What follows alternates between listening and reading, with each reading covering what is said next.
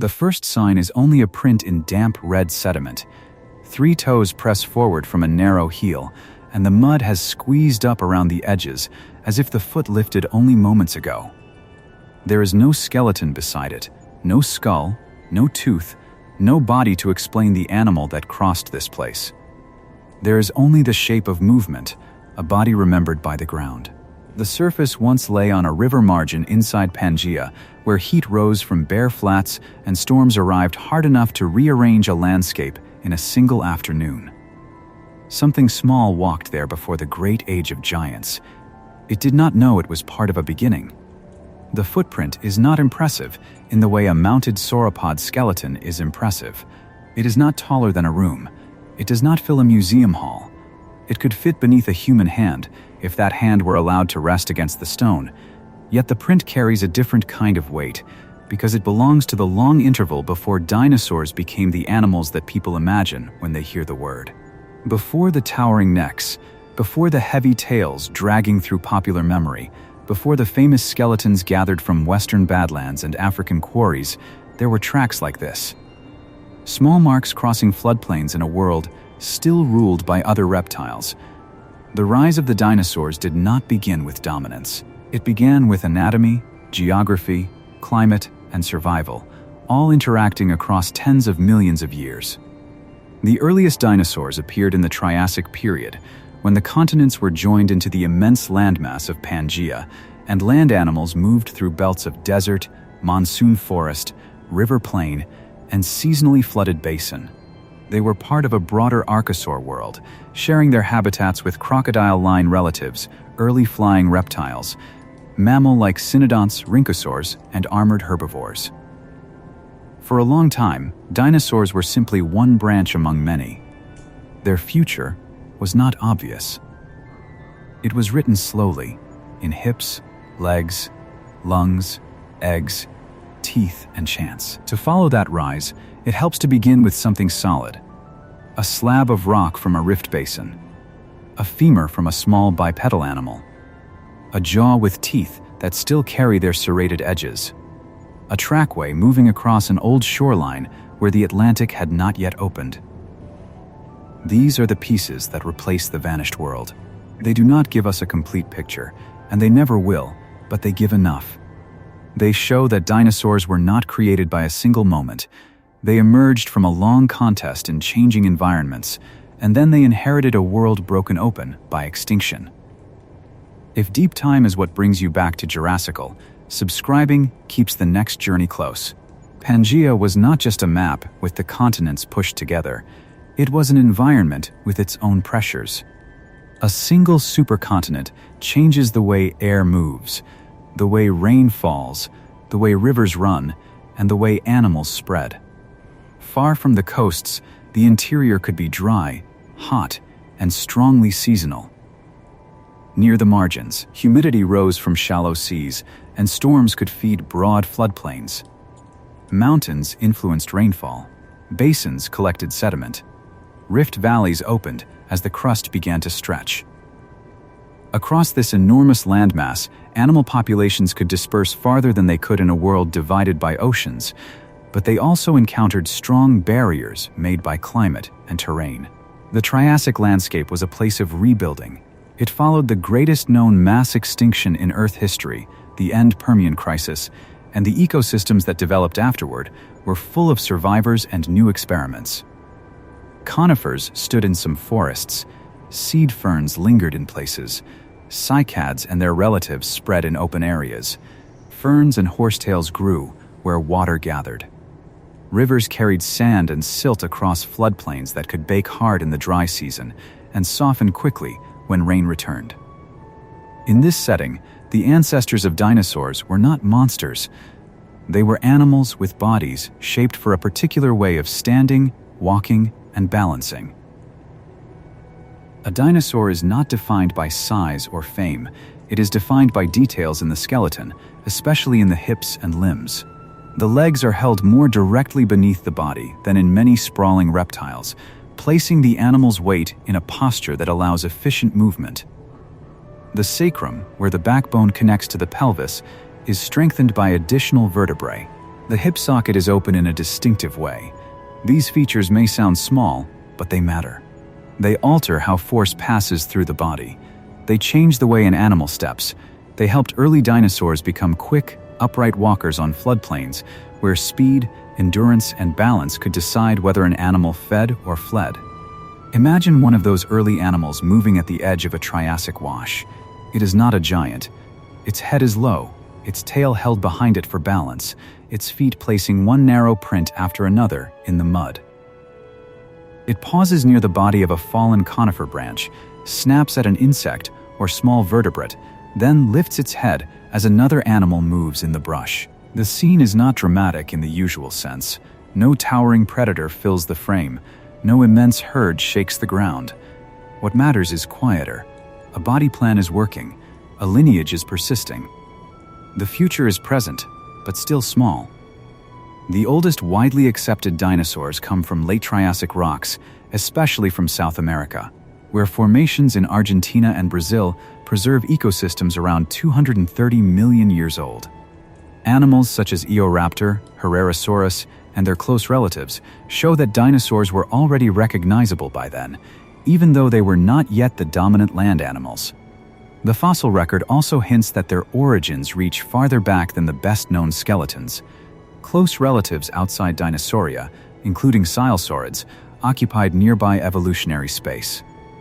The boundary between dinosaur and almost dinosaur was not a wall. It was a branching neighborhood of small to medium-sized archosaurs testing different ways to live. Fossils from these early communities are especially important because they show dinosaurs in context. A single skeleton can make an animal feel isolated, as if it existed alone in a blank world. A formation restores the neighbors. In the Esquigualasto landscape, early dinosaurs were found alongside rhynchosaurs, with deep bodies and powerful jaws, cynodonts that carried the mammal line through a reptile-dominated world, and larger predatory archosaurs that were not dinosaurs at all. The scene was crowded. Dinosaur success had not yet arrived. The animals that would later define the Mesozoic were, at first, part of the background. The rulers of much of the late Triassic land were not dinosaurs, but pseudosuchians, the crocodile line archosaurs. That name can be misleading, because many of them would not have looked like modern crocodiles. Some were armored plant eaters, covered in bony plates. Some were tall predators with deep skulls and powerful limbs. Some walked in ways that brought them higher off the ground than a living crocodile. Others prowled rivers and wetlands with long snouts, superficially resembling crocodiles though belonging to different branches. They filled many of the roles that dinosaurs would later occupy, and they did so with confidence for millions of years. Atosaurs were among the armored herbivores of this world. Their bodies were protected by rows of bony armor, and their skulls were often suited to rooting or cropping low vegetation. Phytosaurs lived around water with long jaws lined by teeth, close in appearance to crocodiles, but not close in ancestry in the way their shape suggests. Rauisuchian predators stood high on strong limbs and could be among the most dangerous animals in their environments. These were not evolutionary failures waiting to be replaced. They were successful animals in successful ecosystems. Their disappearance later would not happen because dinosaurs were already stronger. It would happen because Earth changed violently. That matters because it removes the simple story. Dinosaurs did not rise because every rival was weak. They rose because they survived a world that many other successful animals did not. Before that survival could matter, they had to persist through ordinary challenges. They had to find food, avoid larger predators, lay eggs in suitable places, grow quickly enough to replace losses, and spread across habitats without becoming too specialized too soon.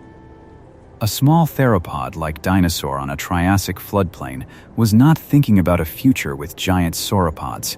It was only making the next crossing from one patch of cover to another. The body plan of many early dinosaurs gave them certain advantages. Their upright legs may have made movement more efficient over distance. Many grew quickly compared with some other reptiles, at least according to the microscopic structure of fossil bone. Some lineages may have had elevated metabolisms, though exactly how warm-blooded different dinosaurs were remains a subject of study. Their eggs allowed reproduction away from water, as in other amniotes. Their tails balanced their bodies in motion. Their feet were narrow and spring-like, leaving trackways that can be followed today across stone surfaces that were once mud. It is easy to overstate these advantages. Upright posture alone did not guarantee dominance. Because other Triassic animals also evolved efficient ways of moving, rapid growth did not make early dinosaurs invincible. Small size could help in some settings and hurt in others. The fossil record does not let us watch natural selection from day to day. It gives scattered outcomes. Still, taken together, the evidence suggests that dinosaurs carried a useful set of traits into a volatile world. They were not destined to rule, but they were well positioned to endure when the old balance failed. In a red bed basin, a storm arrives after weeks of heat. Rain hits dry ground so hard that dust turns instantly to paste. Channels fill, overflow, and spread thin sheets of water across the plain. Small animals move along the margins, leaving prints before the next layer of sediment settles. Some tracks are made by animals we can name only broadly. Some belong to archosaurs near the dinosaur line. A few may record true dinosaurs moving through the wet surface. Later, the mud hardens. Later still, more sediment buries it. The river disappears. The basin becomes rock. The feet are gone, but the order of steps remains. Pangaea made these movements possible on an enormous scale. During the Triassic, a dinosaur population in one region was not separated from another by a wide Atlantic Ocean. Land connected what would become South America, Africa, Europe, and North America. This does not mean animals wandered freely everywhere. Deserts, mountains, distance, and climate still mattered, but over long timescales, lineages could expand, split, and encounter new environments across a connected world. This is one reason early dinosaur fossils and close relatives appear in places now widely separated. Modern geography hides the old continuity. A map of the Triassic is strange because it asks the mind to remove oceans that feel permanent. The Atlantic is absent. The Indian Ocean is not in its modern form. North America rests against Africa and Europe. South America lies joined to Africa along a seam that will later become a coast. Antarctica, Australia, India, and the southern continents are arranged within Gondwana. Inland, far from moisture, the scale of the continent creates deserts and seasonal extremes. Around the edges, seas and humid belts soften the dinosaurs began inside this arrangement, before the continents started to separate into the familiar outlines of today. Beneath that world, stress was accumulating. Pangaea had formed through collisions, but no supercontinent remains stable forever. Heat rose beneath the crust. Weak zones began to pull apart. Rift basins opened like wounds in the land, long troughs where the crust sagged, and faults cut the surface. Lakes formed in some basins. Rivers carried sediment into them. Volcanic activity marked places where the deep earth was beginning to express itself. The first motions were slow, but they were part of a process that would eventually change the atmosphere, the oceans, and the future of dinosaurs. The breakup of Pangaea is one of the great background events in the rise of dinosaurs. It did not happen in a single crack, and it did not happen all at once. Rifting began between what are now North America, Africa, and parts of Europe, and the developing break would eventually become the Central Atlantic. As continents pulled away from each other, magma rose along the thinning crust. Fault block basins collected mud, sand, fish, plants, footprints, and bones. Some of those rocks now sit in eastern North America, Morocco, and other regions that were once close neighbors before the ocean widened between them. At the end of the Triassic, the rifting was tied to one of the largest volcanic episodes of the last several hundred million years. The Central Atlantic magmatic province spread across areas that are now separated by the Atlantic, a clue that those regions were once joined. Lava did not erupt from a single cone. It poured from fissures, pulse after pulse, forming great sheets of basalt. Gases entered the atmosphere. Carbon dioxide contributed to warming and ocean acidification. Sulfur compounds could produce shorter intervals of cooling.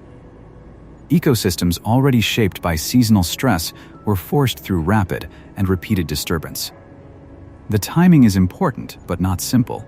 Scientists link the end Triassic extinction with this large igneous province using geochemical signals, radiometric ages, carbon cycle disturbances, and the sudden disappearance or decline of many fossil groups. The details remain studied and debated, especially the exact sequence of eruption pulses and ecological effects. Still, the broad picture is strong enough to carry the story. Around 201 million years ago, a major extinction struck land and sea. Many Pseudosuchian groups vanished or were severely reduced. Marine life suffered. Plant communities shifted. The world that emerged from the crisis was not the same world dinosaurs had entered. Extinction does not reward virtue. It does not remove only the poorly adapted. The end Triassic crisis killed animals that had succeeded for ages, animals fitted to their habitats as well as any dinosaur was fitted to its own. A changing atmosphere, unstable climate, acidifying seas, and disrupted food webs can overwhelm lineages that would otherwise continue. Chance becomes part of survival. A burrow, a small body, a flexible diet, a wider range, a faster generation time, or simply being in the right place can matter as much as strength. In that uneven sorting, many dinosaurs passed through. Picture the aftermath without turning it into a clean, empty stage. There are still rivers. There are still forests. Insects still move under bark. Fish still turn in lakes. Small reptiles cross the leaf litter. Early mammals, mostly small and easily missed, remain active in the margins. But many larger animals are gone. The tracks on some surfaces change. The bones found above the boundary are not the same as the bones below it. Ecological space opens in a way no animal planned. Dinosaur lineages that had once shared the land with more powerful neighbors now find fewer competitors in the roles ahead of them. This is where the dinosaur rise becomes visible. In the early Jurassic, dinosaurs diversified into niches that had been difficult to occupy when Triassic ecosystems were still intact. Predatory theropods became more prominent. Herbivorous sauropodomorphs continued the long transition toward the true sauropod body plan. Early armored dinosaurs appeared in some regions. Dinosaurs became more common in terrestrial faunas, more varied in size, and more central to the structure of land ecosystems. The shift was not instant. It unfolded over millions of years. But from the perspective of the fossil record, the change across the boundary is unmistakable. A jaw from an early Jurassic predator gives one kind of evidence. A set of footprints gives another. Bones tell us about anatomy, growth, injury, and relationship. Tracks tell us about posture, speed, group movement, substrate, and presence in places where skeletons may be absent. Some early Jurassic trackways record 3-toed prints crossing lake margins or damp plains in regular sequences. The animal is gone, but its stride can still be measured. The distance between footprints becomes a clue to leg length and speed. The angle of the toes becomes a clue to the foot. The rock surface becomes a moment of behavior. Among the best-known early Jurassic predators is Dilophosaurus from rocks of the American Southwest. Its skull carried paired crests that were almost certainly display structures rather than weapons. Its body was larger than many Triassic dinosaurs, but not yet like the giant predators of the late Jurassic or Cretaceous. It belonged to a world still reorganizing after extinction. Around it were floodplains, seasonal rivers, plants without flowers, small vertebrates, and other dinosaurs becoming more common. The animal has often been distorted in popular culture, but the real fossil is more interesting, a lightly built predator with a distinctive skull, living near the beginning of dinosaur dominance. Early Jurassic herbivores were equally important. Sauropodomorph dinosaurs had already appeared in the Triassic, and some forms such as Plateosaurus had grown large by the standards of their time. They were not yet the immense, long-necked giants of the later Jurassic, but they showed the direction evolution was taking. Their necks lengthened. Their bodies became heavier. Their limbs carried increasing weight. Their diets centered on vegetation that required serious processing. Some could probably rear or shift feeding height, while others moved toward a more committed four-legged stance. Step by step, the architecture of giant herbivores was being assembled. Massospondylus, known from southern Africa and other material attributed from related regions, helps make this transition feel less abstract. Fossils include eggs and embryos, giving rare insight into growth and reproduction. Juveniles did not simply appear as small versions of heavy adults. Their proportions changed as they grew, and their posture may have changed as well. A nest or clutch is a different kind of fossil from a skull. It pulls attention away from the adult skeleton and toward the life cycle. Dinosaurs rose not just because adults succeeded, but because eggs were laid, hatchlings survived, and populations renewed themselves across unstable landscapes.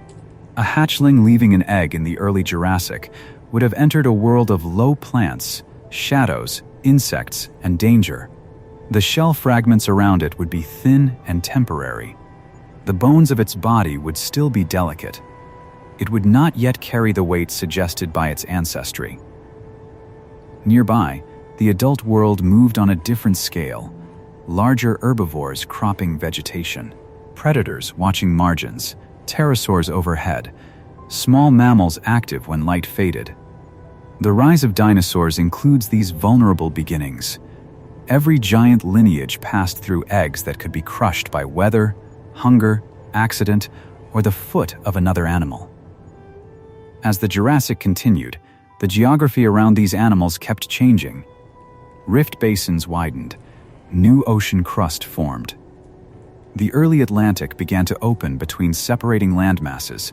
Shallow seas flooded margins and low areas, creating coastlines and marine habitats that would preserve ammonites, fish, marine reptiles, and fine sediments. Inland, rivers continued to build floodplains. The breakup of Pangaea did not simply rearrange maps. It altered rainfall, ocean circulation, migration routes, and the isolation of populations. Evolution responds strongly to separation. Once connected communities begin to divide, lineages can drift into different forms. Over millions of years, centimeters of plate motion become an ocean. A coastline appears where no coastline existed. A rift valley that once held lakes and lava becomes a passive margin. Sediment collects along the edge of a widening basin. Animals that once belonged to neighboring regions find themselves on diverging continents. The same process that helped drive extinction also created new habitats. Pangaea's breakup was destructive and productive at the same time, opening seaways, changing climates, and allowing dinosaur evolution to develop regional character. The age of dinosaurs rose on a planet that was physically coming apart. Fossil evidence follows the geography unevenly. Some regions preserve beautiful skeletons, others preserve tracks but few bones. Some deposits formed in rivers that scattered and damaged carcasses. Others buried animals quickly in flood sediment. Marine rocks can preserve abundant shells but tell us little about inland dinosaurs. The absence of a fossil in one place does not always mean the animal was absent in life. It may mean the conditions for preservation were poor, the rocks were later eroded, or no one has found the right layer yet. Any story of dinosaur origins has to move with this caution. By the early Jurassic, however, the signal is clear enough. Dinosaurs were spreading through terrestrial ecosystems on multiple continents. Theropods occupied predatory roles. Sauropodomorphs became major herbivores. Early ornithischians, the branch that would later include armored dinosaurs, horned dinosaurs, duck-billed dinosaurs, and many others, were present but still relatively modest. These groups did not all rise in the same way or at the same speed. Dinosaur dominance was a mosaic, not a single wave. In some places, one lineage is well represented. In others, Another appears more clearly. The fossil record is patchy, but the broad trend is unmistakable. The plant world beneath their feet and above their heads looked nothing like the flowering landscapes of today. There were no grasses spreading into open plains. There were no oak flowers, no fruiting apple trees, no meadow blooms, no bees moving between petals. Jurassic vegetation was built mostly from gymnosperms and spore-bearing plants. Conifers formed canopies. Cycads and Benetitalians gave some understories a palm-like appearance, although they were not palms. Ginkgo relatives spread fan-shaped leaves in certain regions. Ferns filled damp floors and disturbed ground. Horsetails grew along watercourses. The green of the dinosaur world was real, but unfamiliar. A sauropodomorph feeding at the edge of such a forest would not find soft grass. It would crop leaves, shoots, fronds, and other tough plant material. Its teeth would not grind food the way a mammal's molars do. The digestive work would happen deeper in the body, with long retention, fermentation, and perhaps stones in the gut in some animals, though the role of gastroliths in sauropods is debated. The food was abundant in many habitats, but it was not easy food. Dinosaur herbivores had to solve the problem of extracting energy from plants built with fiber, resin, silica, and chemical defenses. This is one reason body size mattered. A larger gut can hold plant material longer, allowing microbes more time to break it down. A long neck can increase the feeding envelope without forcing the animal to move its entire body for every mouthful. A small head at the end of that neck keeps the structure lighter. Strong limbs support increasing mass. A long tail balances the body. Each part of the sauropod plan helped another part. No single feature created giants. The giants emerged from a combination of feeding strategy, skeletal design, respiration, growth, and an environment productive enough to support them.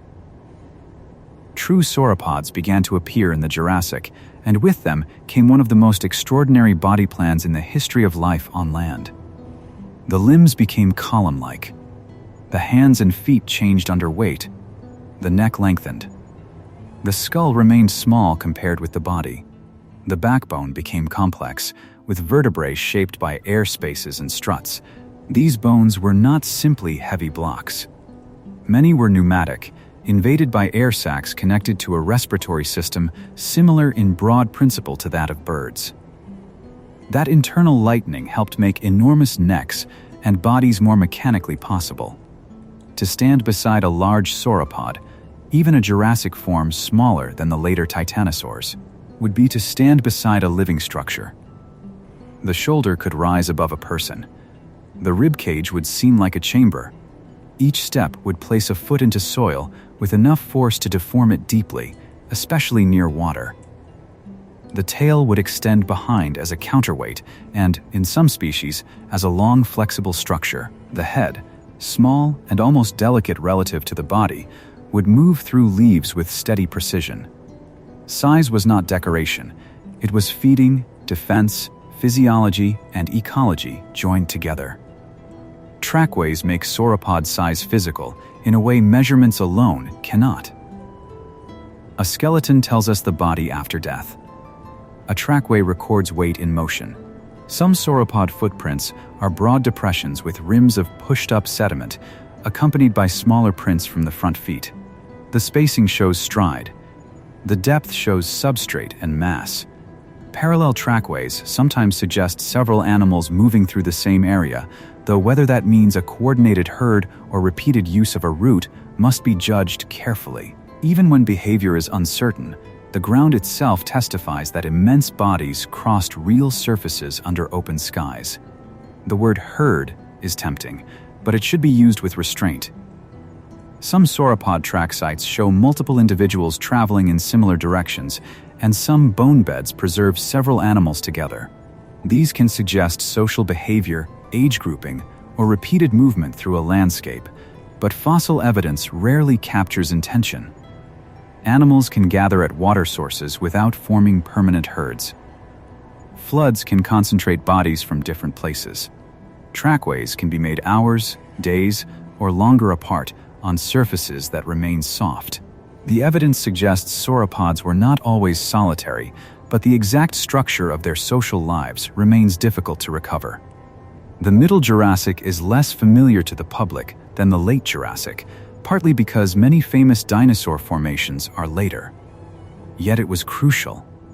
During this interval, sauropods diversified in body size and neck design. Theropods continued to evolve into larger and more specialized predators. Ornithischian dinosaurs, including early relatives of armored forms and other plant eaters, developed new strategies. Continental separation increased regional differences. The classic dinosaur-dominated world of the Late Jurassic did not appear suddenly. It was built through Middle Jurassic experimentation, much of it recorded in fragmentary fossils that do not always become museum icons. A quarry face from this interval might not look dramatic at first. A line of gray or reddish rock. A few pale fragments appearing where the surface has weathered. A curved piece of rib. A vertebra broken at one end, a tooth small enough to miss. Paleontological work often begins with patience rather than spectacle. Brushes, awls, plaster jackets, notebooks, maps of bone positions, and careful attention to the layer.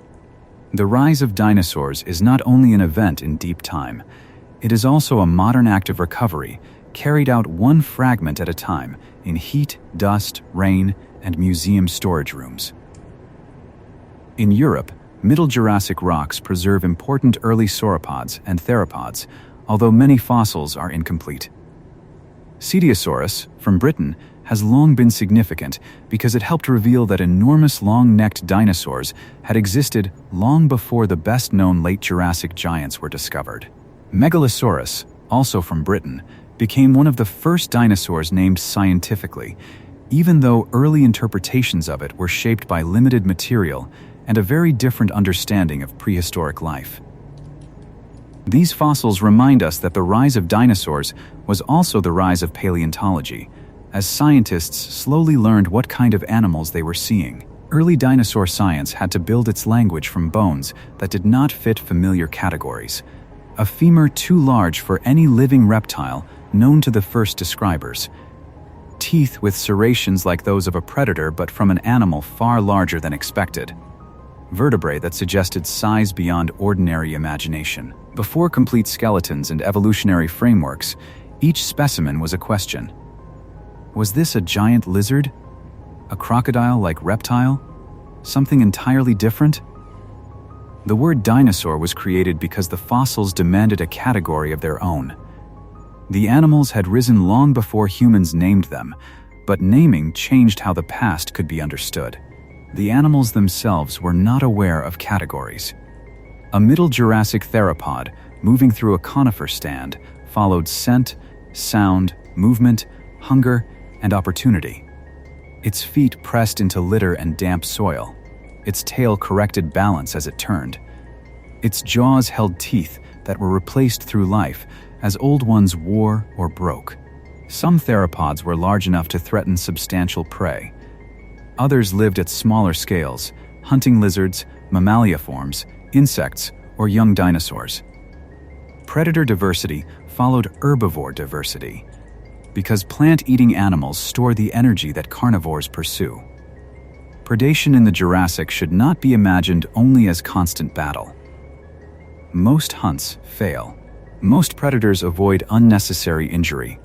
A theropod approaching a large herbivore had to judge risk. A kick, tail swing, bite, or fall could break bones and end the predator's life. Scavenging mattered. Juveniles mattered. Sick animals mattered. Carcasses on floodplains could attract multiple carnivores, leaving tooth marks on bone. A single shed tooth near a skeleton may record feeding, not killing. Fossil evidence gives signs of interaction, but the living details were often practical, cautious, and governed by energy. Sauropod juveniles would have been especially important to predators. Adult giants could become difficult or dangerous targets, but eggs, hatchlings, and young animals offered food at more manageable size. This creates a world where the largest animals are not equally vulnerable throughout life. A sauropod lineage could produce adults that towered over predators, while still losing many young before maturity. Growth rate, nesting behavior, habitat choice, and sheer reproductive output all mattered. The rise of giants therefore depended on surviving the small stages.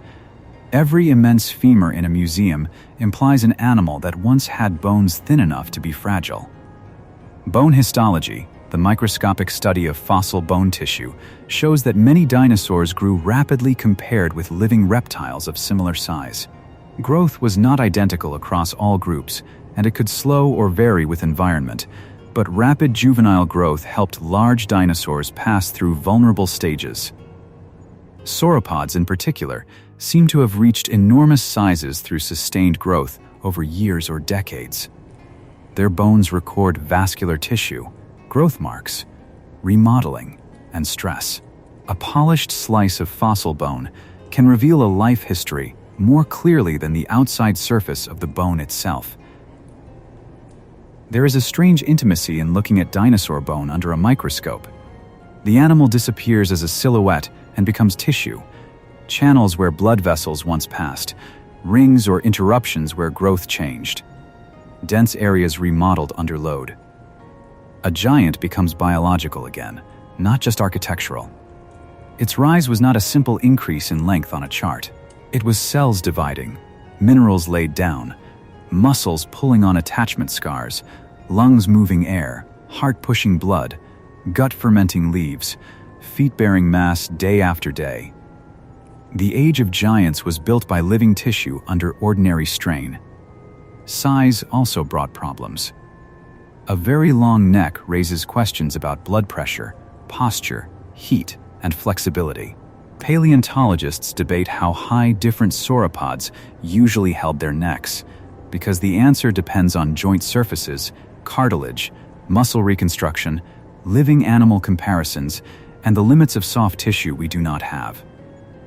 Some species were likely high browsers, others may have fed more horizontally, sweeping broad areas without moving the body much. There was probably no single sauropod neck posture. Different lineages used different feeding zones, reducing competition and allowing several large herbivores to share the same ecosystems. Teeth support this idea of ecological separation. Diplodocoid sauropods often had narrow, peg-like teeth concentrated toward the front of the jaws, useful for stripping or raking vegetation. Camarasaurus had broader, more spoon-shaped teeth, suggesting a different bite and possibly a different diet or feeding style. Wear patterns on teeth record contact with food and sometimes grit. Replacement rates show how quickly teeth cycled through the jaws. When several sauropod species lived in the same formation, these differences helped them divide plant resources. Giants could coexist because they were not all eating in precisely the same way. A forest after a sauropod feeding passage would show damage at multiple heights. Broken branches, stripped shoots, trampled fern beds, mud churned around water, dung left in piles that insects and microbes would enter quickly, seeds, spores, and fragments of plant tissue moving through digestive systems and back into the soil. The dinosaurs were not only inhabitants of the landscape, they were forces within it. Their bodies opened pathways, pruned growth, disturbed ground, and redistributed nutrients. To understand their rise, it is not enough to place them in a forest. The forest must change under their weight.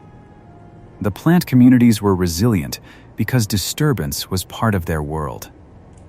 Floodplains were repeatedly buried and renewed by sediment. River channels shifted. Storms knocked down trees. Fires may have burned in some regions where dry seasons allowed fuel to accumulate. Herbivores browsed and trampled. Ferns are often excellent colonizers after disturbance, spreading quickly into open patches. Conifers and cycads grew at different rates and occupied different parts of the habitat. This shifting vegetation gave dinosaur herbivores changing opportunities. A sauropod did not need a static garden. It needed landscapes productive enough to keep regrowing. The Jurassic climate was generally warmer than the modern world, with no permanent polar ice caps in the way we know them today. Sea levels were often high, and shallow seas spread over continental margins. But warm does not mean uniform. Rainfall varied by latitude, coastal influence, topography, and season. Some interiors were dry, some regions were humid, some places had monsoon-like cycles. The dinosaurs that rose during this time were not living in one global habitat. They were living in many habitats connected by broad climatic patterns and divided by local conditions. That variety helps explain why dinosaur evolution did not move in a single line from small to giant. Some lineages grew enormous, some remained small, some became armored, some became fast, some specialized in low browsing, others reached higher. Theropods split into different predatory sizes and strategies. Ornithischians explored defensive and feeding adaptations. Sauropods pushed body mass beyond anything land animals had achieved before. The rise of dinosaurs was a radiation, not a ladder. It filled ecosystems with multiple answers to the same basic problems of food, movement, reproduction, and danger. Danger remained present even in a world dominated by herbivores. A late Jurassic floodplain could hold sauropods, stegosaurs, smaller ornithopods, turtles, crocodile-line reptiles, mammals, pterosaurs, lizards, insects, and large theropods. The atmosphere of such a place was not constant violence, but the risk of violence shaped behavior. Drinking at a river edge exposed animals. Dense vegetation provided cover for some and obstruction for others. Open flats made movement visible. A carcass could become a center of activity. The fossil record preserves bones, but the living world was full of decisions made before bones ever reached sediment. Stegosaurs offer a different answer to the predator problem. They did not become gigantic in the sauropod sense. They carried plates and spikes, bodies built low and heavy, with small heads suited for plant feeding. Stegosaurus itself belongs to the late Jurassic and has become one of the most recognizable dinosaurs, but it is part of a broader armored experiment. Plates may have served display, species recognition, thermoregulation, or more than one function. Tail spikes were more direct. They were weapons. Fossil injuries consistent with such spikes suggest that predators could pay a serious cost for attacking from the wrong angle. It would be too simple to imagine every plate as armor. The broad plates of Stegosaurus rose from the back where they were highly visible, and many were not shaped like shields protecting the flanks. Blood vessel traces suggest living tissue covered them, and they may have changed appearance with blood flow or growth. In an ecosystem, communication can be as important as combat. Recognizing species, attracting mates, intimidating rivals, and signaling maturity all matter. Dinosaurs were not only machines for feeding and defense, they were social animals to some degree, although the details vary and are often difficult to prove. Ornithischian dinosaurs were still not as dominant in the Jurassic as they would become in the Cretaceous, but their foundations were being laid. Early members of this branch included small bipedal herbivores and armored forms.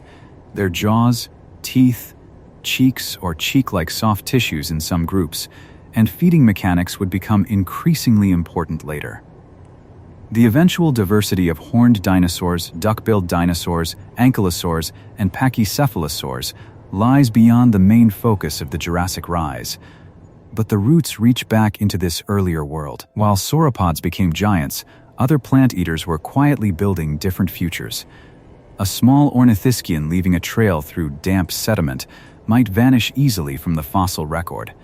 Its bones are lighter than a sauropod limb. Its carcass is more likely to be scattered, eaten, weathered, or destroyed before burial. Yet such animals mattered in the ecosystem.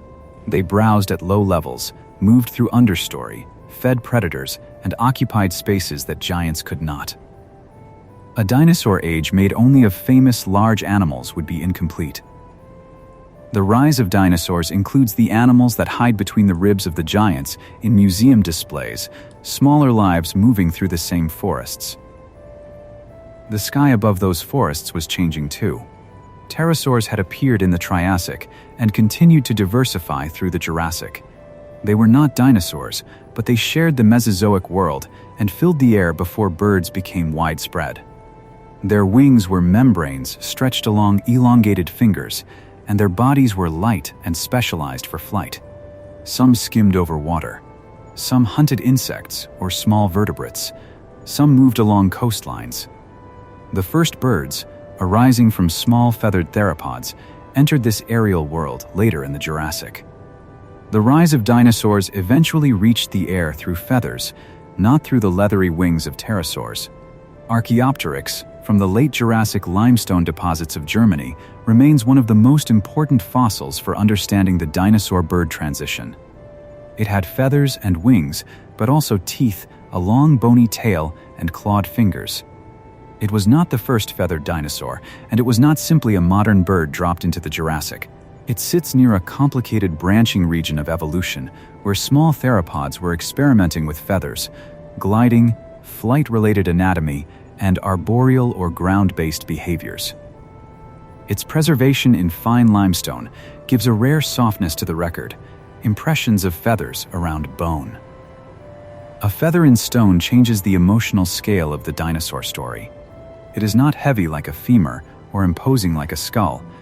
It is delicate, patterned, and improbable.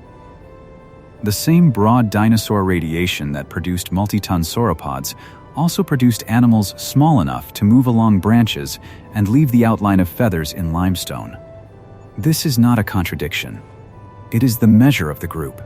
Dinosaurs rose not by becoming one kind of animal, but by expanding into many forms. The giant and the feathered animal belong to the same larger age.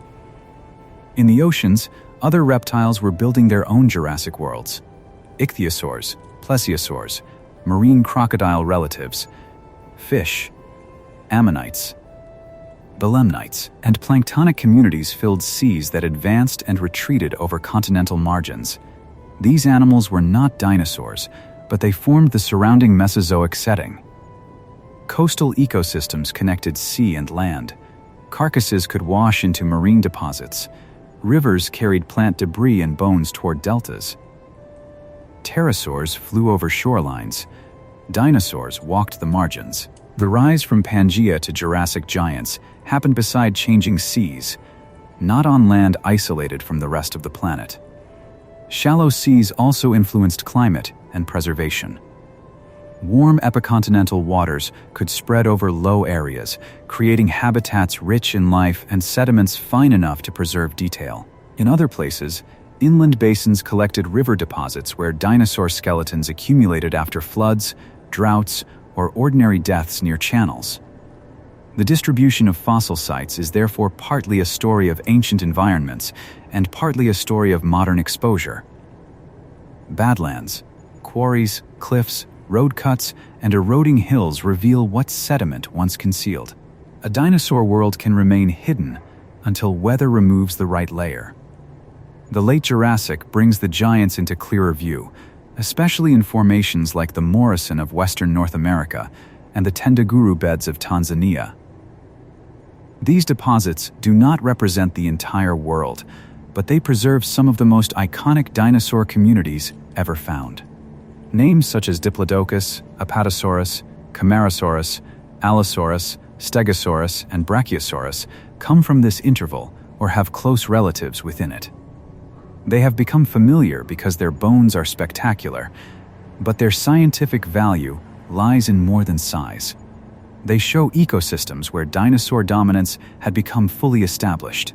The Morrison Formation records environments that changed across time and place: river channels, floodplains, seasonal wetlands, ponds, and drier intervals. It was not a single endless swamp or a single open plain. Sediment layers hold different stories. Sandstones mark channels. Mudstones record quieter floodplain deposition. Calichet can suggest periods of soil formation in seasonally dry settings. Volcanic ash layers help with dating. Bones may be isolated, scattered, or concentrated in quarries. Each fossil belongs to a sedimentary context, and that context is part of the animal's final history. A sauropod vertebra from such a quarry can be almost architectural. The outside curves are broad, but the inner structure is full of hollows, ridges, and supporting walls. To a casual viewer, it may look broken or strangely carved. To a paleontologist, those openings record pneumaticity, the invasion of bone by air-filled spaces. The animal's respiratory system left its signature in the skeleton. This is one of the reasons sauropods could carry long necks. Bone was not removed randomly. It remained where stress required it and disappeared where air could replace weight. Air sacs do not mean sauropods were simply bird-like in every respect. Living birds are the surviving branch of theropod dinosaurs, not sauropods, and no living sauropod exists for direct comparison. But the broader dinosaur lineage appears to have had respiratory features involving air sacs, and sauropod bones preserve strong evidence for pneumatic invasion. This system would have helped breathing efficiency and reduced skeletal mass. In large animals, small efficiencies become enormous. A lighter neck, better airflow, and effective heat management can help move gigantism from impossible to possible. The legs of sauropods were equally important. They were not sprawled to the side. They stood like pillars beneath the body, transmitting weight downward. The limb bones grew thick and strong, with joints capable of bearing repeated load. The feet spread pressure into the ground. The hands, in many sauropods, formed a semicircular column of bones rather than flexible grasping structures. These were animals committed to weight support. Their bodies were not scaled-up lizards. They were specialized terrestrial giants, built around the mechanical requirements of mass. Brachiosaurus and its close relatives altered the shape of the skyline. With longer forelimbs relative to hind limbs, the shoulders rose high, and the neck could reach into elevated vegetation. The body plan suggested a different feeding zone from the long, lower profiles of diplodocids. A browsing animal like this would stand among conifers and reach upward with a head that seems too small for the body but perfect for the next task. The famous African form long called Brachiosaurus bronchi is now usually placed in Giraffatitan, a reminder that even familiar giants are revised as evidence is studied more carefully. Diplodocus represents another kind of giant. Its body was long, its tail extremely extended, its head narrow, its teeth concentrated toward the front of the jaws. It may have fed differently from high-browsing sauropods, perhaps stripping vegetation across broad arcs or using lower to mid-level resources. Its length can make it seem heavier than it was, because diplodocids were often more lightly built than some other sauropods. Still, the scale is difficult to hold in the mind. A single animal could occupy the length of several rooms, yet move with a skeleton engineered to reduce unnecessary mass. Apatosaurus feels heavier in the imagination because its bones are robust. The neck vertebrae are massive. The limbs are powerful. The body suggests an animal with tremendous physical presence. For a long time, confusion around names and skulls blurred public understanding of Apatosaurus and Brontosaurus, but the animals themselves never depended on human labels. They walked through floodplains, fed, grew, reproduced, and died. Their bones later entered a scientific history full of rivalry, correction, and revision. The mounted skeleton in a museum is both an animal from the Jurassic and an artifact of how humans learned to reconstruct that animal. Camarasaurus is less extreme in length than Diplodocus and less towering in outline than Brachiosaurus, but it is one of the most common sauropods in Morrison deposits. Its skull is deeper, its teeth broader, and its body more compact. That abundance matters. The most familiar animal to a Jurassic predator or floodplain might not have been the one most famous in posters. It might have been the species most often encountered near rivers, feeding in groups or alone, leaving teeth, bones, and tracks in ordinary numbers. Common animals shape ecosystems just as surely as spectacular ones. Around these herbivores moved Allosaurus, one of the characteristic large predators of the late Jurassic. Its skull was full of openings that reduced weight, and its teeth were serrated for cutting flesh. Its bite was different from the bone-crushing power of later tyrannosaurs, but it was still a formidable predator. The arms were short compared with the legs, but strong, ending in clawed hands. The hind limbs carried speed and balance. Allosaurus fossils are abundant enough in some deposits to suggest a successful predator, one that lived alongside sauropods, stegosaurs, and smaller dinosaurs in complex food webs. Whether Allosaurus hunted in coordinated groups remains uncertain. Some fossil sites contain multiple individuals, and some trackways have been interpreted as evidence of several theropods moving through the same area. But mass accumulations can form through traps, droughts, floods, or repeated deaths at a hazardous place. Similar directions in tracks can result from animals using the same shoreline at different times. It is possible that Allosaurus tolerated others or gathered around carcasses. It is also possible that much of its life was solitary. Fossils invite behavior, but they rarely prove it as cleanly as we want. Bite marks on bones help bring predator and prey into contact. A sauropod bone with theropod tooth scores may record scavenging after death, an attack on a living animal, or feeding on a carcass already opened by other forces. A healed wound records survival. An unhealed puncture may belong to the animal's final moments or to scavenging shortly after death. These marks are small compared with the skeletons that carry them, but they are among the most direct evidence of interaction. They show that the Jurassic was not a gallery of isolated species, it was a web of bodies affecting bodies. Other large theropods shared parts of the late Jurassic world. Ceratosaurus, with a horn on the snout and a more distinct skull profile, lived alongside Allosaurus in some North American ecosystems. Torvosaurus was a large megalosaurid predator, powerfully built and less commonly found. Differences in skull shape, body proportions, habitat use, and prey choice may have allowed several predators to coexist. Modern ecosystems often contain multiple carnivores by dividing prey size, hunting time, habitat, or behavior. The Jurassic likely did something similar, though the exact divisions are reconstructed from incomplete evidence. A shed theropod tooth can be as informative as a bone. Predators replaced teeth throughout life, and broken or shed teeth could fall near feeding sites, river margins, or carcasses. Their serrations, curvature, enamel texture, and cross-section can help identify the kind of predator that left them.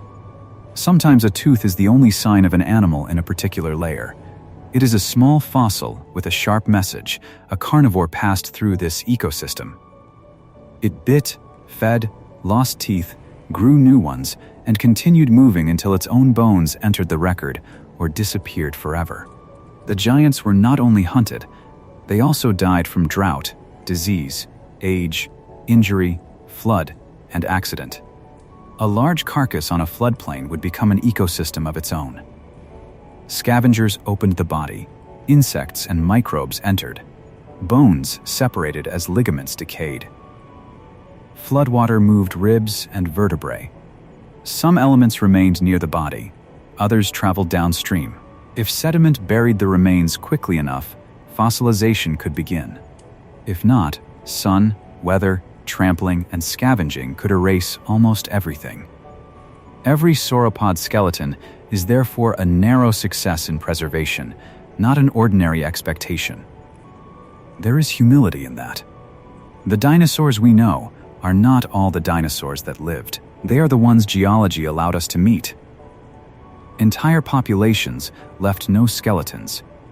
Whole habitats may be represented only by pollen, footprints, or a few fragments. Small species are especially vulnerable to absence. Juveniles vanish more easily than adults.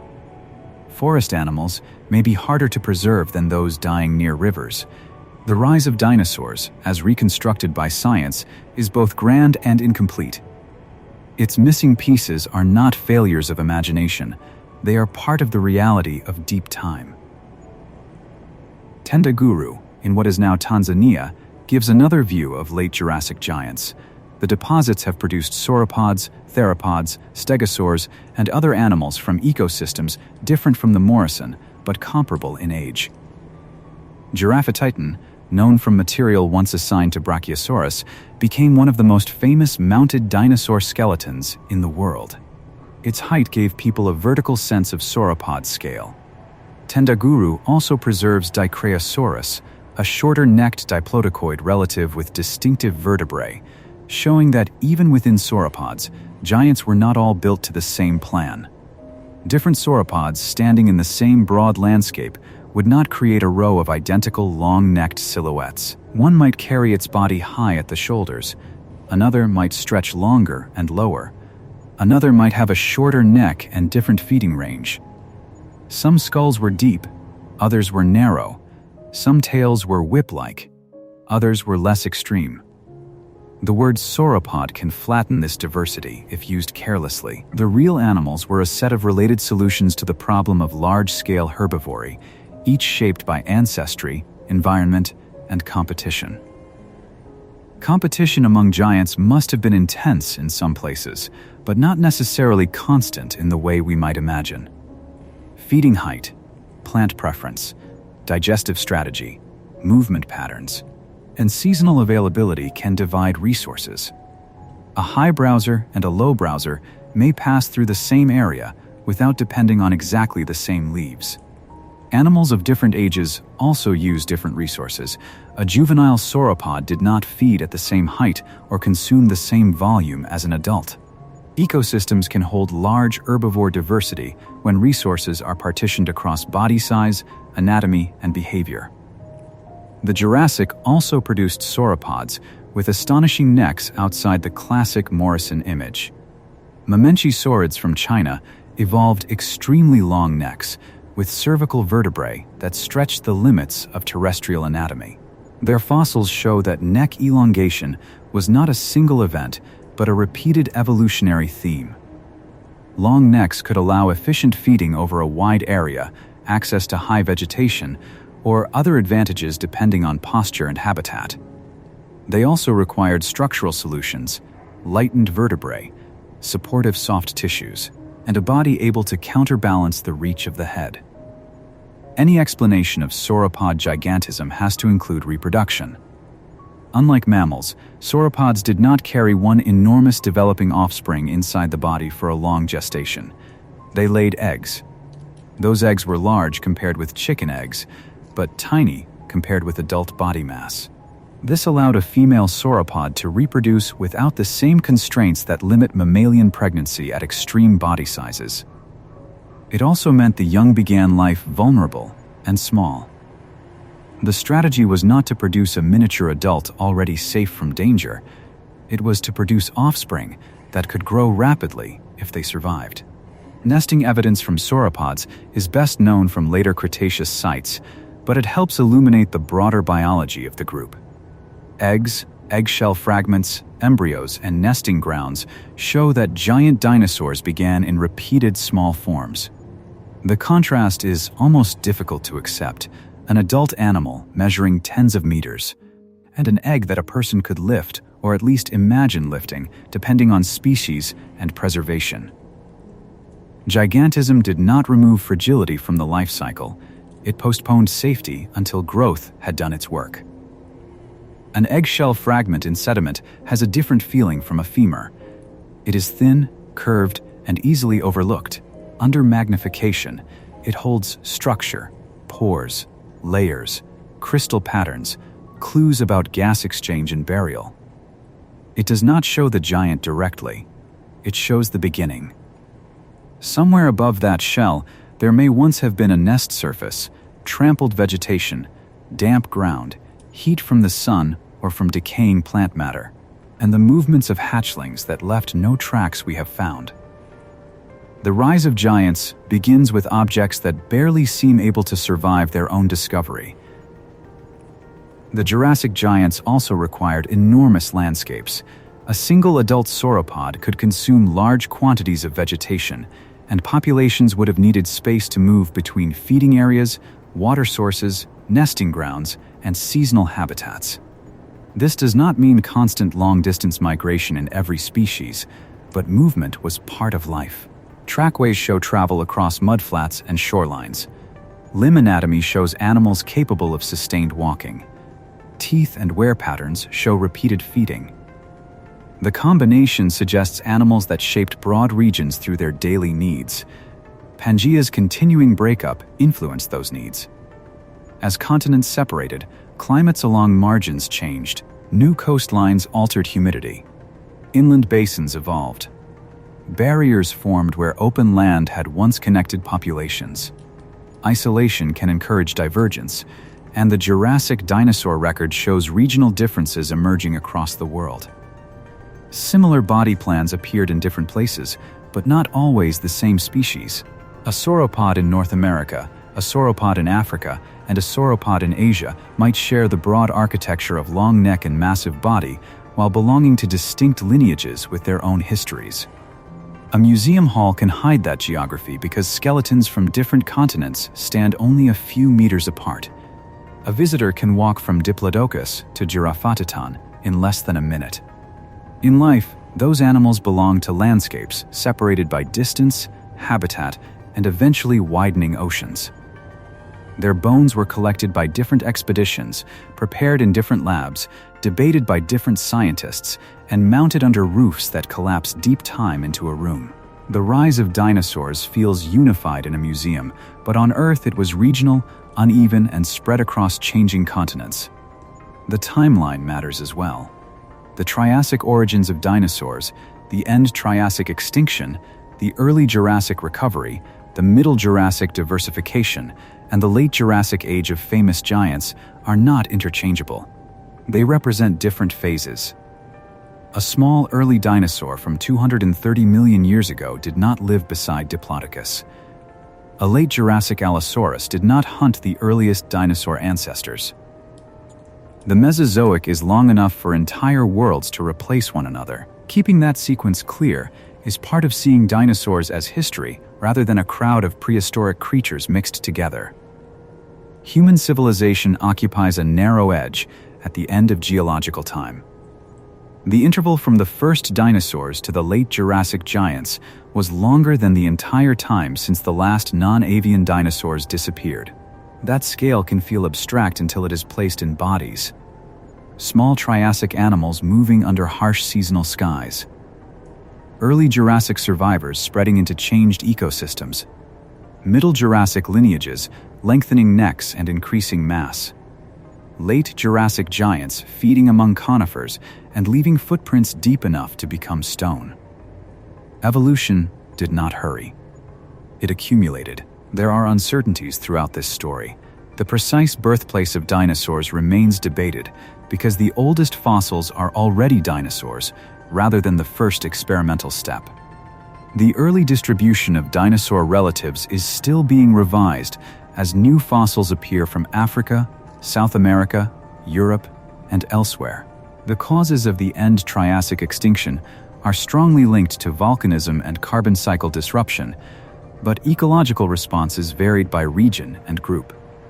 Sauropod posture, feeding height, and social behavior continue to be studied. A trustworthy story must leave room for evidence still underground. That uncertainty does not weaken the rise of dinosaurs. It makes it real. Science is not a finished mural. It is a quarry surface with new edges exposed every season. A bone thought to belong to one animal may be reclassified. A track once assigned confidently may become more ambiguous. A new dating method can adjust the age of a layer. A fossil found in an unexpected place can change the map of origins. The dinosaurs remain ancient, but our knowledge of them is alive, moving as each piece is measured against the others. One of the most important patterns is that catastrophe and opportunity were intertwined. The end Triassic extinction was not good in any moral sense.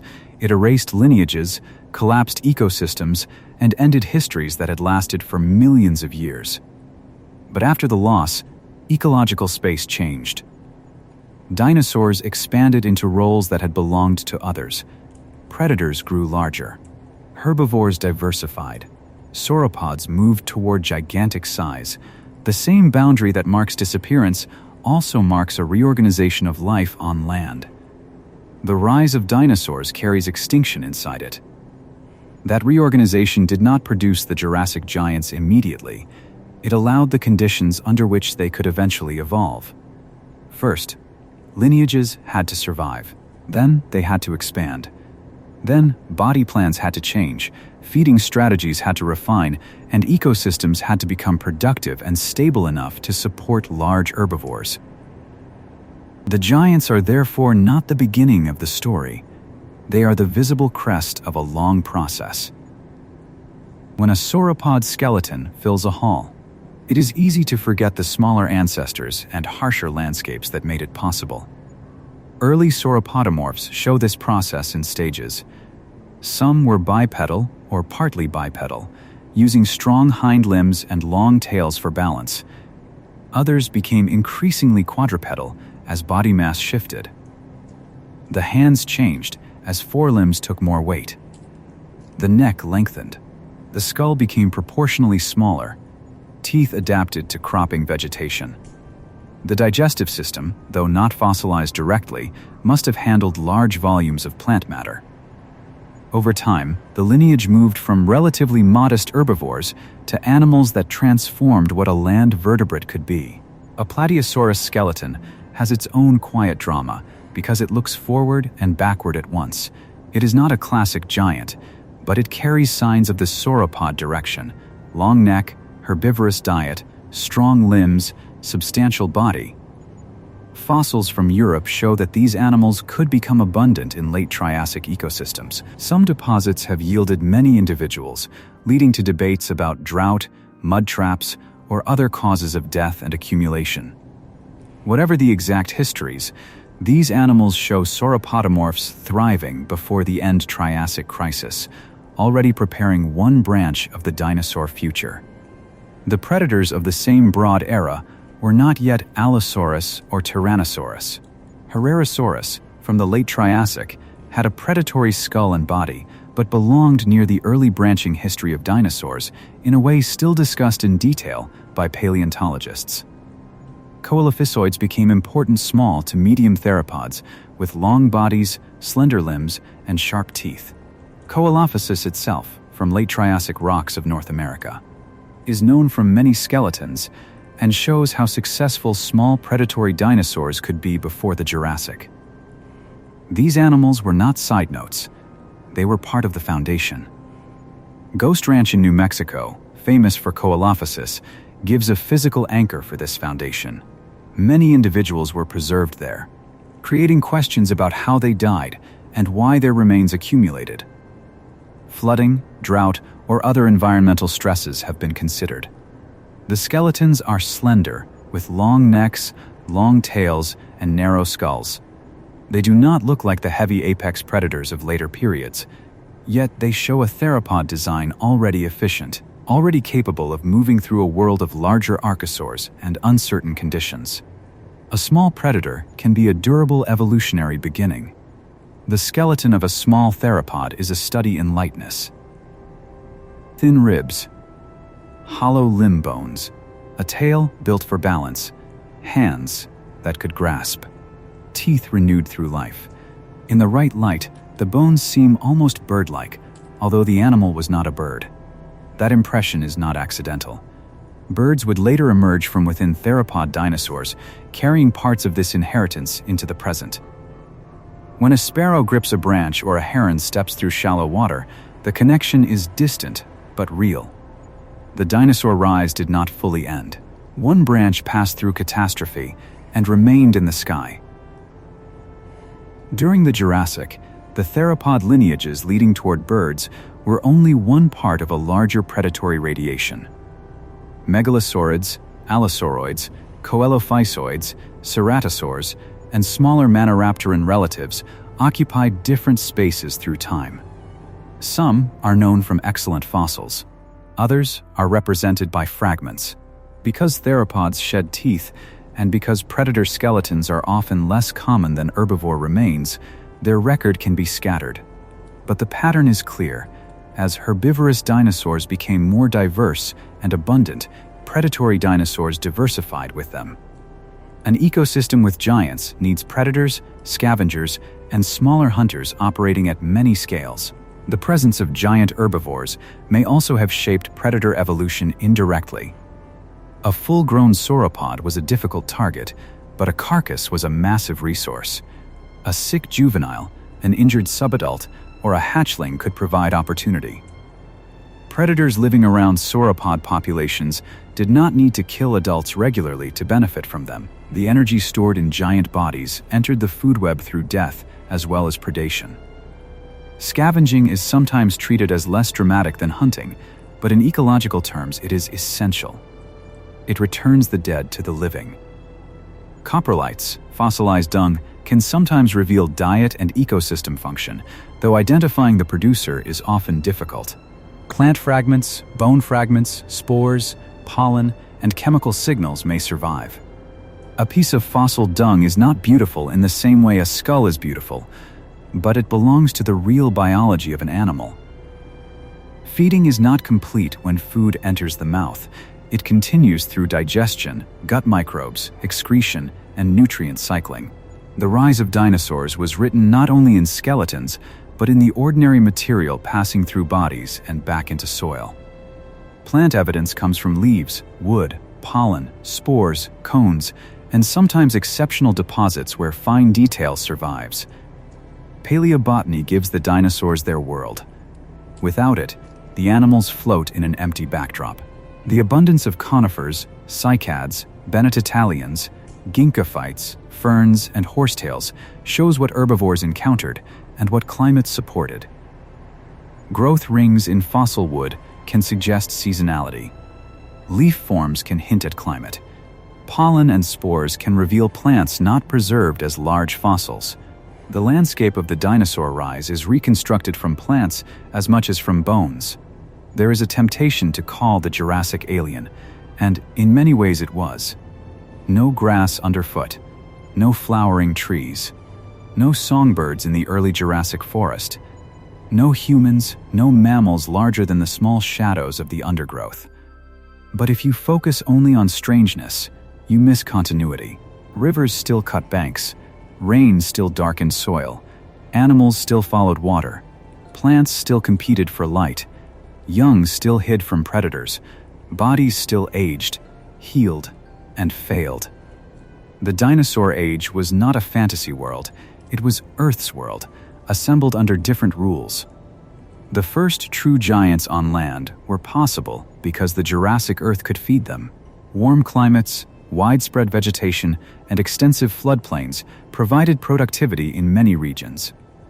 Sauropods were not everywhere in equal numbers, and no single environment explains all of them. But where they flourished, they were supported by plant growth on a scale that could absorb browsing pressure. Their success suggests ecosystems capable of sustaining enormous biomass. The giants were therefore evidence not only of dinosaur anatomy, but of plant productivity, climate, and landscape structure. A line of sauropods crossing a wet plain would alter the surface like moving weather. Feet would press deep. Water would pool in the tracks. Smaller animals might later drink from the depressions or step inside them. Sediment could settle in layers within the prints. If the surface dried and was buried before erosion destroyed it, those impressions might harden into a record. Millions of years later, the trackway could reappear on a tilted slab, and humans would stand where the animals walked, measuring the distance between steps of bodies long gone. Trackways also correct old images. Many early reconstructions showed sauropods dragging tails heavily behind them. Track evidence usually does not show deep central tail drags between footprints, indicating that the tails were held off the ground in normal movement. This matters because posture changes the whole animal. A raised tail balances the neck and body. A body carried actively above the limbs suggests movement more dynamic than old swamp-bound ideas allowed. Sauropods were not helpless animals submerged in water to support their weight. They were land animals, walking under their own power. The old swamp image persisted because early scientists struggled to imagine such mass on land. It seemed reasonable to place sauropods in water, where buoyancy could help support them. But the evidence shifted. Limb structure, trackways, sedimentary context, and biomechanical study all support terrestrial lives for most sauropods. They may have entered water, crossed rivers, or fed near wetlands, as large animals often do, but their bodies were not dependent on permanent submersion. The Jurassic giants were terrestrial achievements, standing on legs strong enough to carry the largest bodies ever built for land. Water still mattered profoundly. Rivers were corridors, hazards, and preservation engines. A sauropod descending a bank could loosen sediment under its feet. A flood could drown smaller animals, move carcasses, bury bones, and reshape channels. Drought could concentrate animals around shrinking pools, increasing competition and predation risk. Wet seasons could renew plant growth and soften ground for track preservation. The rise of dinosaurs happened under climates that were often seasonal, and the pulse of water through landscapes shaped where animals fed, traveled, died, and fossilized. Some Jurassic surfaces preserve not bones, but communities of tracks, small theropod prints, larger tridactyl prints, sauropod tracks, and traces of other animals. These surfaces feel almost like maps of activity. Different animals crossed at different times, perhaps hours apart, perhaps days. A predator's track near an herbivore's track does not automatically mean pursuit. It may only mean shared use of a shoreline. But even without drama, the surface is alive with presence. It shows that the floodplain was not empty between the skeletons. It was crossed again and again, by feet. Fossil footprints are vulnerable things. They begin as damage to a surface.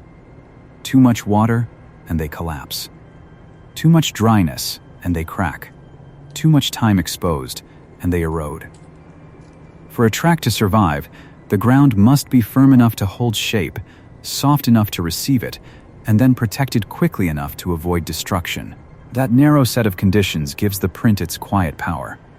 A dinosaur track is not just an animal mark, it is a small geological accident that went exactly right.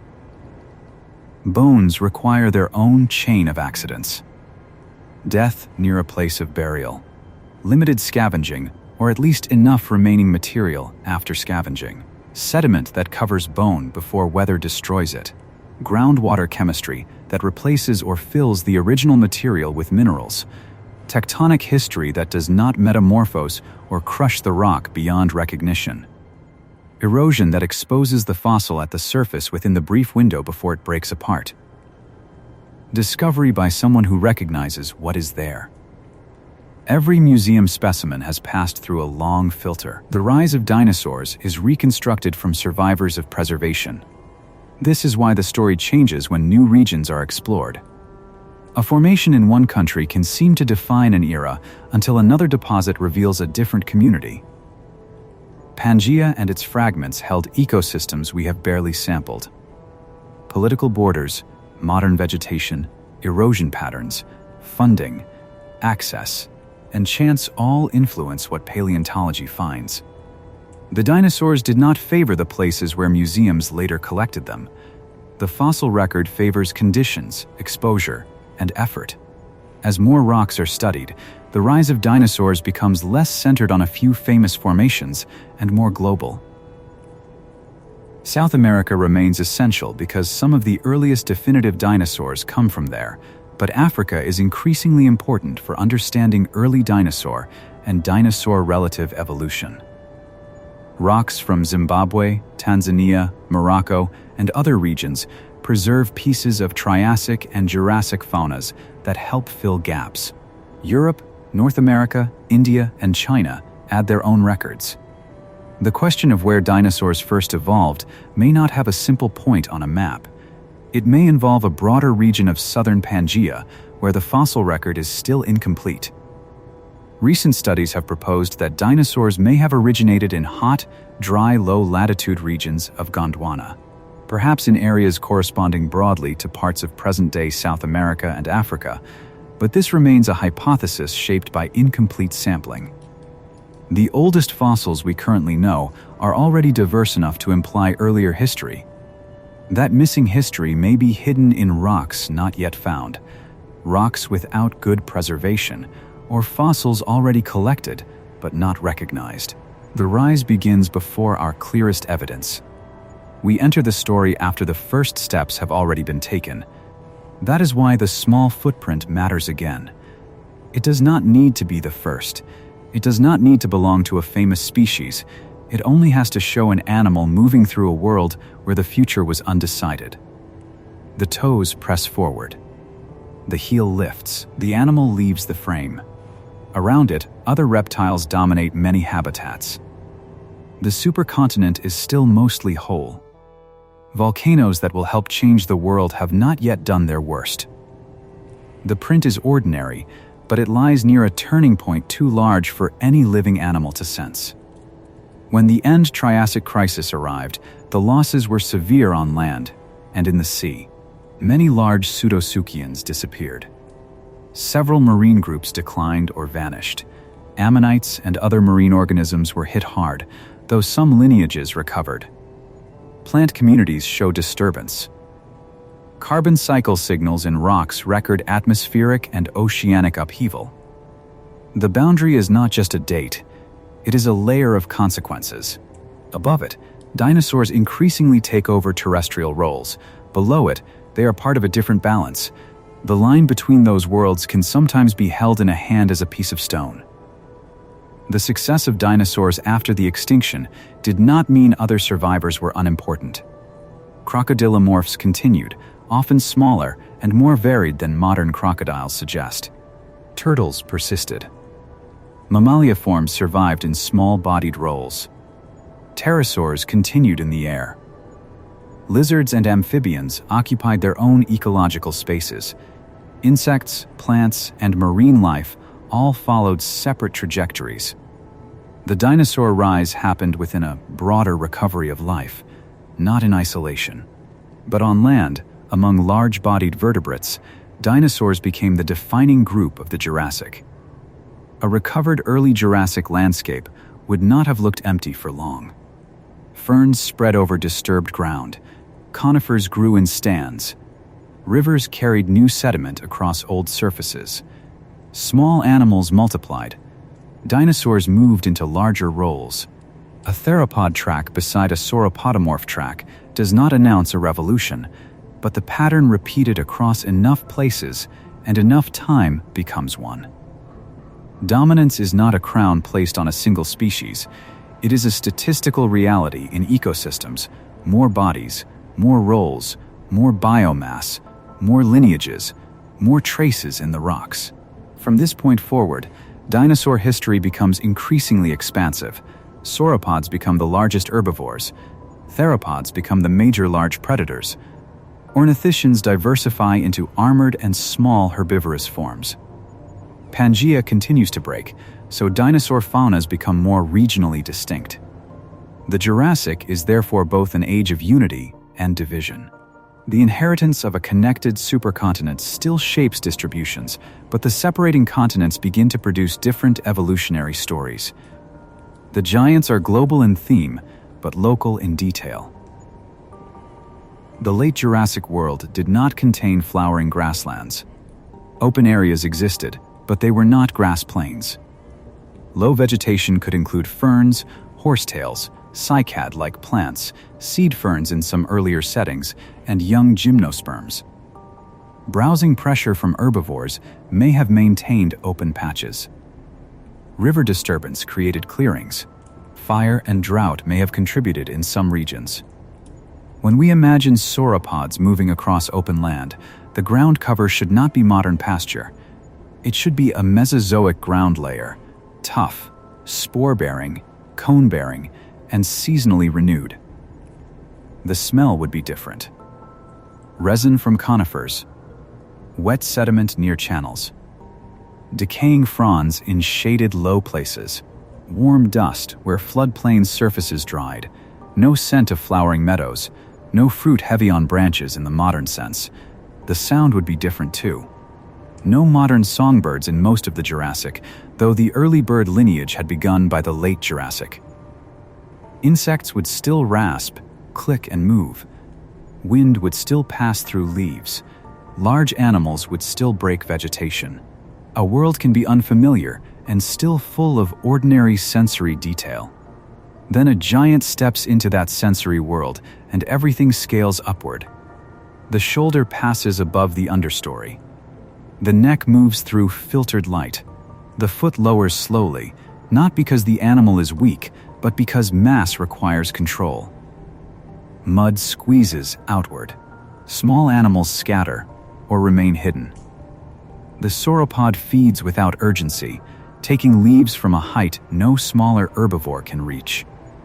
It is not a monster. It is an herbivore doing what its body evolved to do, and the body happens to be one of the greatest biological structures ever placed on land. The heart of such an animal has often inspired speculation, especially when imagining blood pumped to a high head. The exact cardiovascular arrangements are not preserved, and different neck postures change the problem. If a sauropod held its head very high for long periods, blood pressure demands would be substantial. If it fed more horizontally, the demands would be less extreme. Some species likely faced different challenges than others. Rather than forcing one image onto all sauropods, it is better to treat their diversity seriously. Biology solved the problem in several related but distinct bodies. Heat is another issue. Large bodies lose heat slowly. In a warm Jurassic climate, overheating could be a challenge, especially for active animals under sun. Air sacs, body posture, behavior, shade use, circulation, and growth patterns may all have contributed to temperature regulation. Some large animals today rely on behavior as much as anatomy, feeding at certain times, seeking shade, using water, or adjusting activity. Sauropods likely did the same in ways we cannot observe directly. Gigantism is not only a matter of getting large, it is a matter of staying alive once large. Predators would have known the difference between a healthy adult and a vulnerable target. An adult sauropod could injure by weight alone. A tail swing from some species could be dangerous. A foot coming down in panic or defense could crush bone. Theropods were not reckless machines. They were living animals with injuries, hunger, and limits. A successful predator survives by choosing chances carefully. This makes the Jurassic food web more realistic and more tense. The danger lies not in constant attack, but in the calculation before movement. Fossil pathologies give glimpses of survival after injury. Healed fractures, infections, bite marks, and stress injuries show animals living with damage. A predator that survived a failed attack might carry a limp. A herbivore that survived a bite might heal around the wound. A sauropod vertebra showing disease or stress belongs to an individual life, not only a species diagnosis. These details restore time to the body. Dinosaurs were not simply born, posed, and fossilized. They endured seasons, accidents, recoveries, and decline. A healed bone is a quiet document of behavior. Something happened, and the animal did not die immediately. It continued feeding. It moved enough to keep living. Bone remodeled around the injury. Perhaps it slowed. Perhaps it avoided certain movements. Perhaps other animals noticed weakness. We cannot know most of that. But the fossil records the basic fact of survival. In a story often told through extinction and dominance, healed injuries remind us that individual dinosaurs had histories shorter and more immediate than the rise of their group. The rise from Pangaea to Jurassic giants also changed the scale of land ecosystems. Before dinosaurs, large herbivory had existed in other forms, but sauropods pushed it farther. Their biomass, movement, and feeding affected plant communities. Their carcasses fed predators and scavengers. Their tracks altered wet surfaces. Their eggs and young fed smaller animals. Their dung moved nutrients. Large theropods evolved in the context of this abundance. Armored dinosaurs evolved in the context of predation. Small animals lived around the edges of giant activity. The ecosystem was not built around one species, but giants became major forces within it. It is useful to keep the word ruler in perspective. Dinosaurs did not rule with intention. They did not govern landscapes. They became ecologically dominant because their bodies and lineages occupied many of the largest and most visible land roles for an extraordinary span of time. The phrase is human, but the pattern is real. In the Jurassic, if you looked for the largest herbivores on land, you found dinosaurs. If you looked for the largest land predators, you found dinosaurs. If you looked for much of the large track record, you found dinosaurs. Dominance was written into sediment, not declared. The sediment is still where the story returns. A footprint, a bone bed, a tooth, a thin ash layer, a fern impression, a shoreline slab. These objects are less complete than imagination, but more trustworthy. They keep the narration close to the ground. Without them, the rise of dinosaurs becomes a smooth myth. With them, it becomes uneven and physical. A skeleton missing its skull, a trackway ending at an eroded edge, a fossil name revised, a layer dated again, a claw found far from the rest of the hand. Volcanic ash layers are especially useful because they can contain minerals suitable for radiometric dating. A dinosaur bone by itself does not usually give an exact age. The surrounding rock, its position, and datable layers above or below provide the time frame. In formations with ash beds, scientists can tie fossils more securely to intervals of geological time. This helps separate events that might otherwise blur together. The rise of dinosaurs depends on chronology. Without dates, origins, extinctions, diversifications, and giant body sizes would collapse into a less meaningful sequence. Even with dates, the sequence is not perfect. Geological time has uncertainties. Different dating methods can produce ranges. Fossils may be reworked from older deposits into younger sediments, though careful sedimentology can often detect that. A formation can span millions of years, meaning animals from its lower and upper layers may not have lived together. Popular images sometimes gather every named dinosaur from a formation into one scene, but real ecosystems change through the duration of deposition. A responsible reconstruction keeps the clock running. The clock of the Jurassic runs on a scale that makes ordinary history vanish. 1,000,000 years is enough for coastlines to shift, rivers to abandon channels, species to appear or disappear, and populations to diverge. The Jurassic contains more than 50 such intervals. Within that span, dinosaurs did not remain fixed. They adapted, separated, expanded, and vanished. The giants we remember belong to particular windows inside a vast period. Their world was ancient to them in ways we can barely express. By the late Jurassic, dinosaur dominance had consequences for everything around it. Predators evolved around dinosaur prey. Plants endured dinosaur browsing. Smaller animals navigated dinosaur bodies as hazards and resources. Pterosaurs flew over landscapes where dinosaurs made the largest tracks. Early birds emerged from within a dinosaur lineage already full of feathers and small predatory forms. The Mesozoic was becoming, more and more, a dinosaur-shaped world.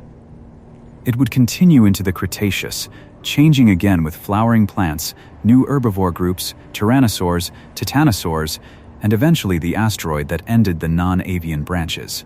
But this script does not need to rush to that ending.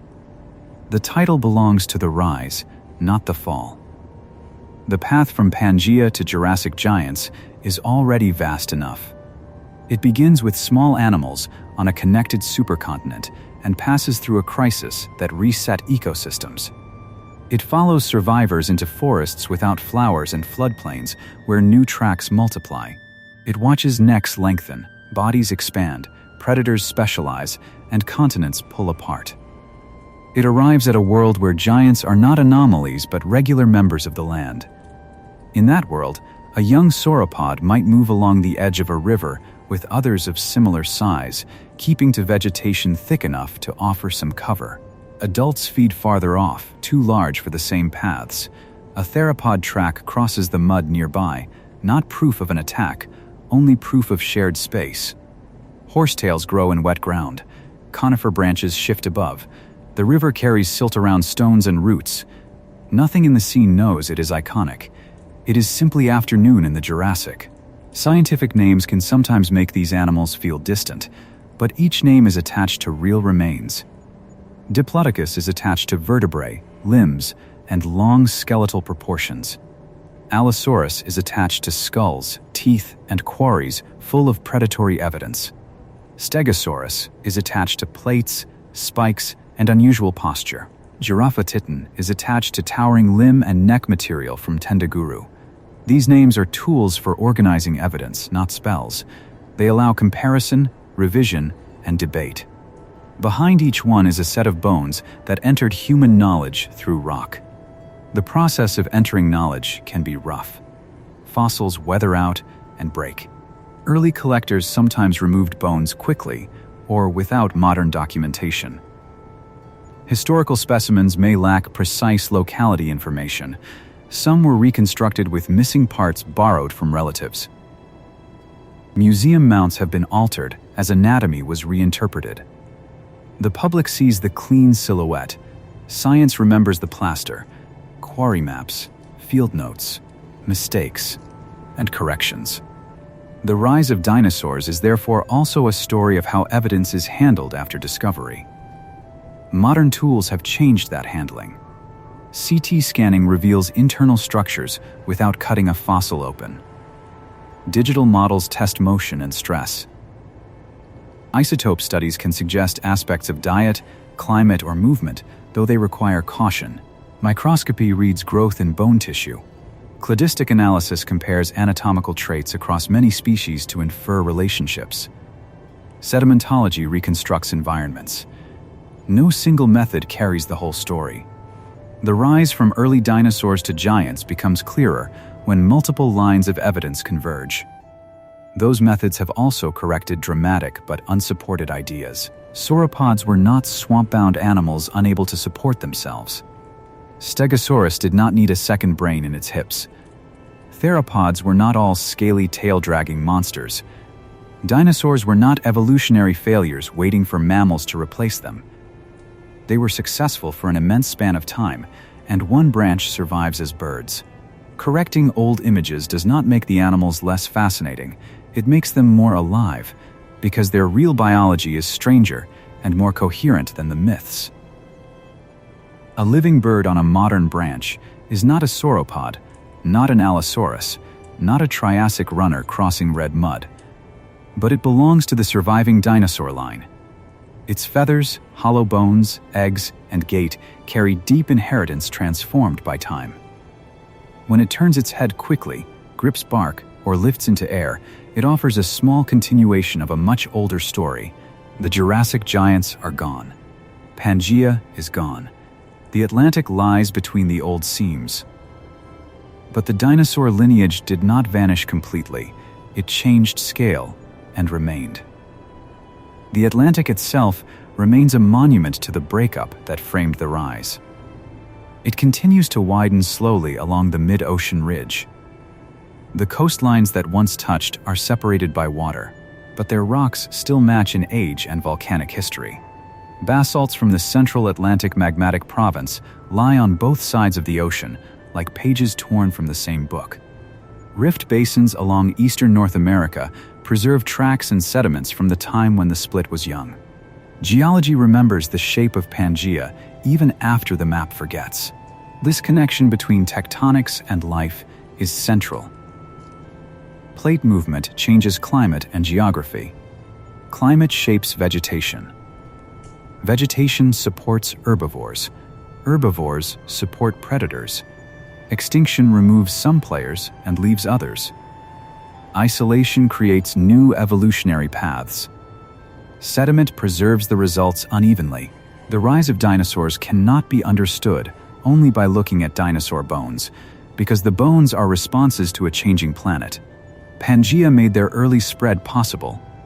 Pangaea's breakup helped create the crisis and the new worlds that followed. From above, if such a view were possible, the story would look planetary. A supercontinent under dry interior skies, rift lines glowing with lava, seas beginning to enter new basins, forest belts shifting with rainfall, small dinosaur populations scattered across land. Then, after extinction, those populations expanding, diversifying, and growing. The view from above gives scale, but the truth still returns to the ground. A footfall, a jaw, a nest, a tooth, a branch stripped of leaves, a carcass settling into mud. The great danger in telling the dinosaur rise is making it seem inevitable. Once we know the ending, we are tempted to see every early trait as a sign of destiny. Upright legs become destiny, small size becomes destiny, survival becomes destiny. But the Triassic world did not know the Jurassic giants were coming. Many lineages had futures that seemed just as strong. The dinosaurs prevailed through a mixture of traits, timing, geography, and contingency. Their rise is more impressive because it was not guaranteed. Contingency does not mean randomness alone. Traits mattered. Ecology mattered. Dinosaurs had bodies capable of exploiting the post-extinction world. Sauropodomorphs were already successful herbivores. Theropods were efficient predators. Early ornithischians persisted and diversified. But without the end Triassic extinction, the pace and direction of their dominance might have been different. Without Pangaea's geography, their distribution might have developed differently. Without Jurassic plant productivity, the giants might not have reached the same scale. Evolution works through possibilities opened and closed by circumstance. By the time the Jurassic giants walked, the dinosaur body plan had produced animals far beyond its early modest forms. The group included immense quadrupedal herbivores, large bipedal carnivores, armored plant eaters, small agile forms, feathered theropods, and the earliest birds. This variety is the real achievement. Size draws attention, but diversity explains endurance. Dinosaurs did not depend on one strategy. They occupied many. When environments changed, some lineages failed, but others continued. That breadth allowed the dinosaur age to last far beyond the Jurassic. Still, the giants deserve their place in the center of this title. They are the most visible sign that the rise had reached a new level. A footprint small enough for a hand at the beginning, a track wide enough to stand inside later. A light bipedal animal moving among dominant archosaurs, a sauropod herd crossing a floodplain under conifers. The contrast is not just size, it is ecological position. Dinosaurs moved from being part of the Triassic background to becoming the animals that structured Jurassic land ecosystems. If a person could stand at the edge of a late Jurassic river, the first sensation might not be fear. It might be confusion at the plants, the heat, the absence of familiar birdsong, the shapes of animals moving at distances the mind misjudges. A sauropod far away might look slow until its stride reveals how much ground each step covers. A theropod might appear suddenly from vegetation and then vanish again. The scene would be natural to itself and strange only to us. That strangeness is what fossils ask us to approach carefully. Approaching carefully also means resisting the monster version of dinosaurs. A giant herbivore is not a monster because it is large. A predator is not evil because it eats flesh. Extinction is not justice. Evolution is not progress toward humans. The rise of dinosaurs is a natural history of bodies meeting environments across time. It contains violence, but not spectacle for its own sake. It contains wonder, but wonder grounded in bone and stone. The most powerful image may be a footprint because it shows neither conquest nor battle, only an animal going somewhere. The title moves from Pangaea to Jurassic giants because that is the arc preserved in the rocks. Pangaea sets the stage. Connected land, harsh interiors, broad dispersal, and rifting stress. The Triassic gives the first dinosaurs, small, varied, and not yet dominant. The end Triassic extinction opens ecological space through catastrophe. The early Jurassic records recovery and expansion. The Middle Jurassic develops the architectures of giants. The Late Jurassic reveals ecosystems where sauropods, theropods, stegosaurs, pterosaurs, early birds, and many smaller animals form a mature dinosaur world. This arc is not a straight line, but it is a coherent one. It explains why the giants appear when they do, why they are tied to climate and vegetation, why their bones are found in floodplain deposits, why predators evolve around them, and why the breakup of continents matters to animal evolution. It also explains why the earliest dinosaurs can look so modest. A rise does not need to begin with grandeur. It can begin with anatomical possibility, in a body light enough to vanish from most rocks. Somewhere in Triassic sediment, there may be a fossil that would change the opening chapters of this story. A small skeleton not yet found. A track surface still covered by hillside.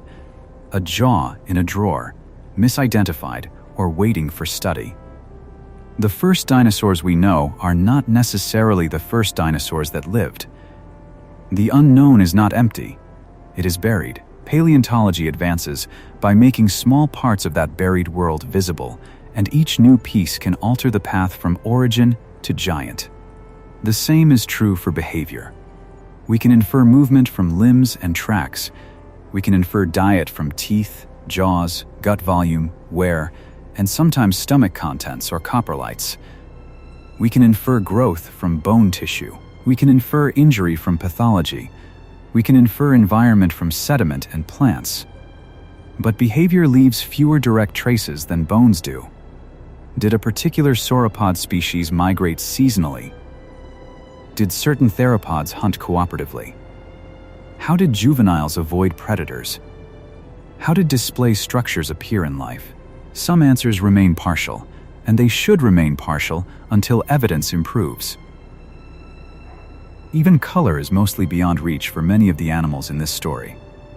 Exceptional fossils of some feathered dinosaurs preserve melanosomes, microscopic structures that can help infer colors or patterns, but most Jurassic giants do not preserve skin or color information in that detail. Their bodies may have been muted, patterned, countershaded, or marked in ways useful for display and recognition. We do not know. Reconstructions must choose colors, but those choices are often informed guesses. The bones give shape.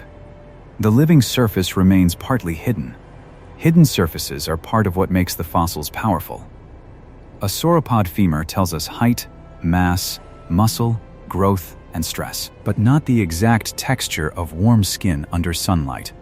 A theropod's skull tells us bite and vision, but not every movement of the eyes. A stegosaurus plate tells us vascular bone, but not the precise color it carried in life. The distance between evidence and living animal is where careful imagination belongs. Not fantasy, but reconstruction held close to what the rocks allow. The rocks allow enough to say that after the end Triassic extinction, dinosaurs became the dominant large animals on land. They allow enough to trace sauropod gigantism through anatomy and ecology. They allow enough to show Pangaea breaking and the Atlantic beginning. They allow enough to place the giants in forests without flowers, under warm climates, beside rivers that preserve their bones. They allow enough to see that the dinosaur rise was not sudden and not simple. It was one of the great reorganizations of terrestrial life. A reorganization can be quiet at ground level. One season, a floodplain holds certain animals. Over many thousands of seasons, the proportions shift. More dinosaur tracks, different jaws in the channel sand, fewer bones of old dominant groups, new herbivores feeding higher, new predators following. No single day announces the change. The world is altered through generations. By the time giants become common, the earlier world is not remembered by anything living. Only the rocks hold both versions close enough for comparison. The comparison between before and after is one of paleontology's strengths. Boundary layers, Fossil assemblages, sedimentary sequences, and dated rocks let scientists see replacement and recovery across time. At the Triassic-Jurassic boundary, the disappearance of many groups and the subsequent expansion of dinosaurs stand as a major transition. At later Jurassic intervals, the increasing diversity of sauropods and theropods shows what that transition made possible. The rocks do not speak in a single voice. They require correlation across continents, methods, and specialties. But the pattern emerges with remarkable force. Sometimes the pattern is visible in a museum drawer rather than a cliff. A small tooth labeled decades earlier. A vertebra prepared from a plaster jacket long after collection. A forgotten field note that clarifies a quarry level. Science often advances when old material is studied with new questions. The rise of dinosaurs is not only in remote deserts, it is also in collections, where bones wait under catalog numbers and fluorescent lights. A fossil does not stop being informative after its first description. It can return to the story again and again. The public names are stable compared with the scientific details. People may know Brachiosaurus, Stegosaurus, Allosaurus, and Diplodocus as fixed icons. Paleontologists see them as hypotheses supported by specimens, revised by comparison, and placed within changing family trees. Species can be split or synonymized. Relationships shift when new data are added. This can feel unstable, but it is how science stays accountable to evidence. The dinosaurs are not changing. Our models of them are becoming more precise. That precision does not remove atmosphere. In fact, it deepens it. Knowing that Pangaea's rifts helped open the Atlantic makes a shoreline more meaningful. Knowing that conifers and cycads dominated many Jurassic landscapes makes the forest more specific. Knowing that sauropod vertebrae were filled with air spaces makes the giant more believable. Knowing that extinction created opportunity makes the rise less like triumph and more like survival, followed by expansion. Facts do not drain wonder from the scene. They give wonder a skeleton. Some of the clearest Triassic and early Jurassic evidence comes from rocks that were once basins along the tearing edge of Pangaea. In eastern North America, the Newark supergroup preserves lake sediments, lava flows, fish, plants, and abundant footprints. These rocks were laid down when North America was still close to Africa, and the land was stretching in the early stages of Atlantic rifting. The dinosaur bones are not always abundant, but the tracks are. 3-toed prints cross surfaces that were once lake margins and muddy flats. They show the presence of bipedal dinosaurs and other archosaurs moving through landscapes where the crust itself was beginning to fail. Track names can be difficult because they are not always the names of the animals that made them. A footprint is given an ichnogenous, a trace fossil name, because the foot alone may not be enough to identify the exact species. Eubrontes, Gralator, and Anchisauropus are among the famous 3-toed track types from Triassic and Jurassic rocks. They differ in size and proportions, suggesting animals of different body sizes and foot shapes. The track maker may be inferred as a theropod or another dinosaur, but caution remains. Tracks are behavior first and taxonomy second.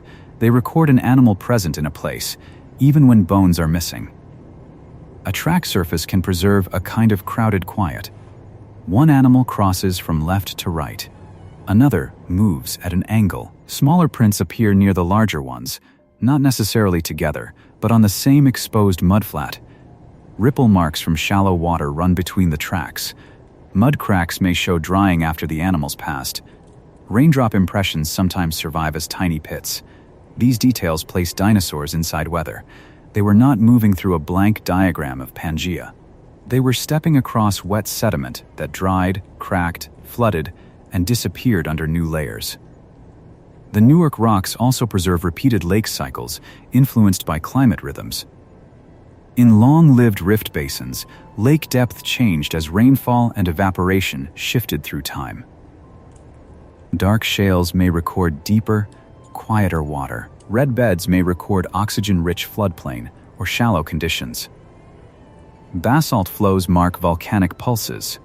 These alternating layers give geologists a way to read environmental change with unusual resolution.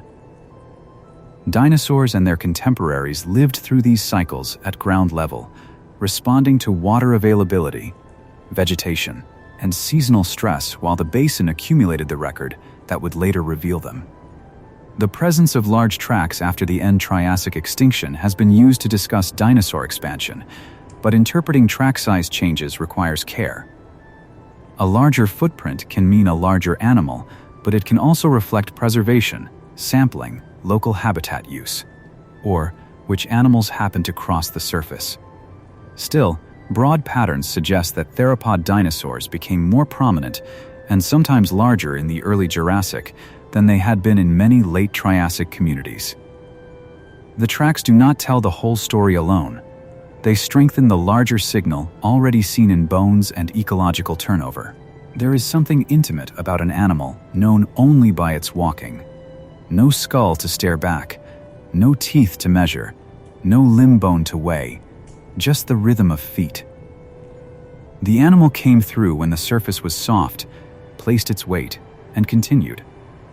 Perhaps it was searching the shoreline for small prey. Perhaps it was following the water as the dry season tightened around the basin. Perhaps it crossed once and never returned. The print cannot answer those questions. It only holds the step, and sometimes the step is enough. Farther south in Pangaea, the Karoo and related rocks of southern Africa preserve another major record of Triassic and Jurassic life. These deposits show ecosystems changing through time across river plains, floodplains, and semi-arid environments. Sauropodomorph dinosaurs became important in this region. And the fossils of Massospondylus and its relatives help illuminate early herbivorous dinosaur evolution.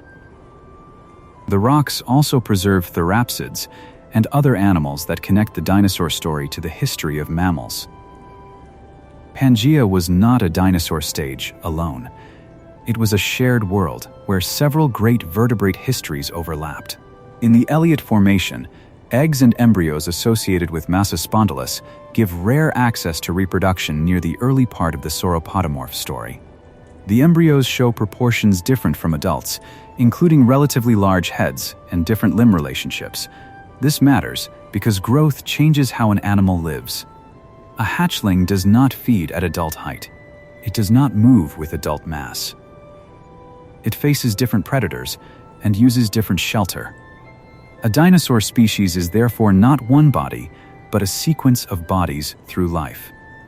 Fossils of embryos, juveniles, subadults, and adults reveal that sequence in fragments. Early dinosaur communities in South America also show how complex the starting point was. In Argentina's Triassic deposits, Herrerasaurus had a predatory build, but its exact placement near the base of dinosaur evolution has been debated. Euraptor was smaller and more lightly built, with features suggesting a more generalized diet or early position among Saurischian dinosaurs. These animals lived among larger non-dinosaur herbivores and predators. Their fossils do not present a world where dinosaurs have already taken over. They present a world where dinosaurs are experimenting with roles under the pressure of established competitors.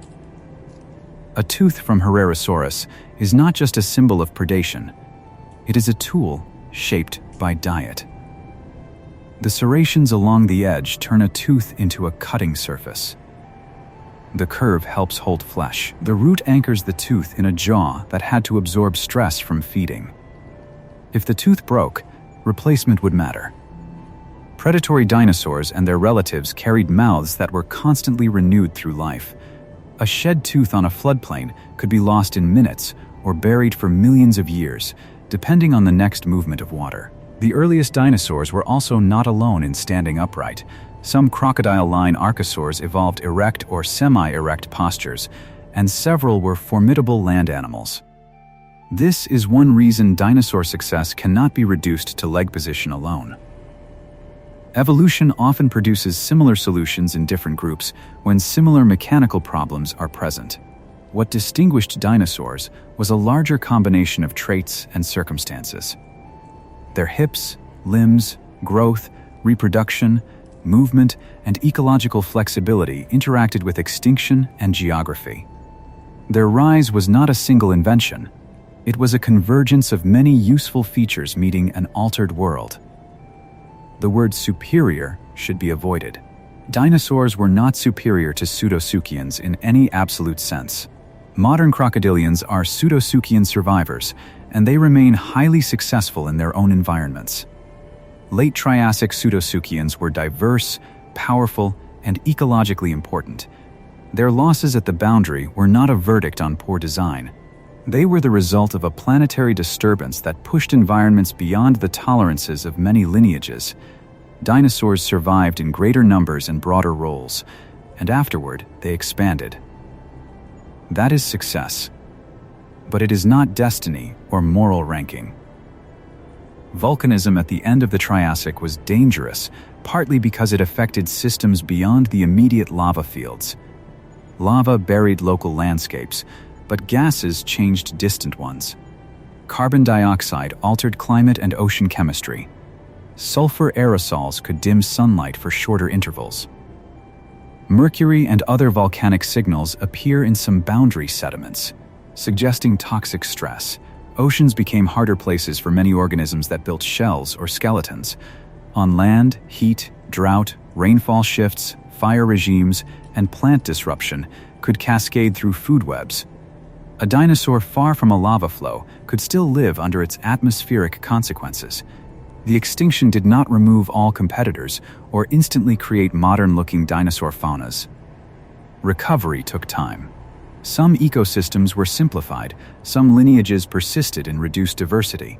New communities assembled from survivors. Dinosaurs increased in abundance and body size through the early Jurassic, but the process was ecological as well as evolutionary. Populations had to grow into available space. Food webs had to stabilize. Plants had to recover and reorganize. Predators had to adjust to changing prey. The early Jurassic rise was not an empty throne being claimed. It was a damaged world being rebuilt by the organisms that remained. A recovering floodplain is not silent. Ferns appear first in disturbed ground. Insects find new growth. Small animals follow insects and seeds. Larger herbivores return where vegetation thickens. Predators track the herbivores. The river cuts and abandons channels. Mud buries leaves and bones. The world after extinction is quieter only in comparison with what came before. It is still alive. That life is what dinosaurs entered.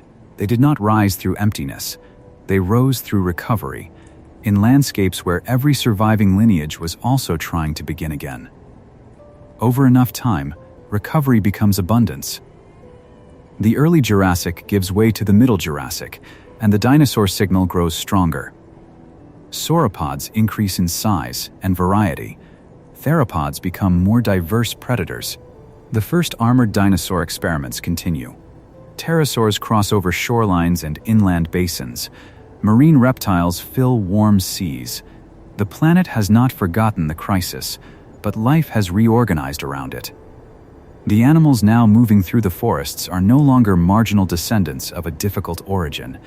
They are the main large bodies on land.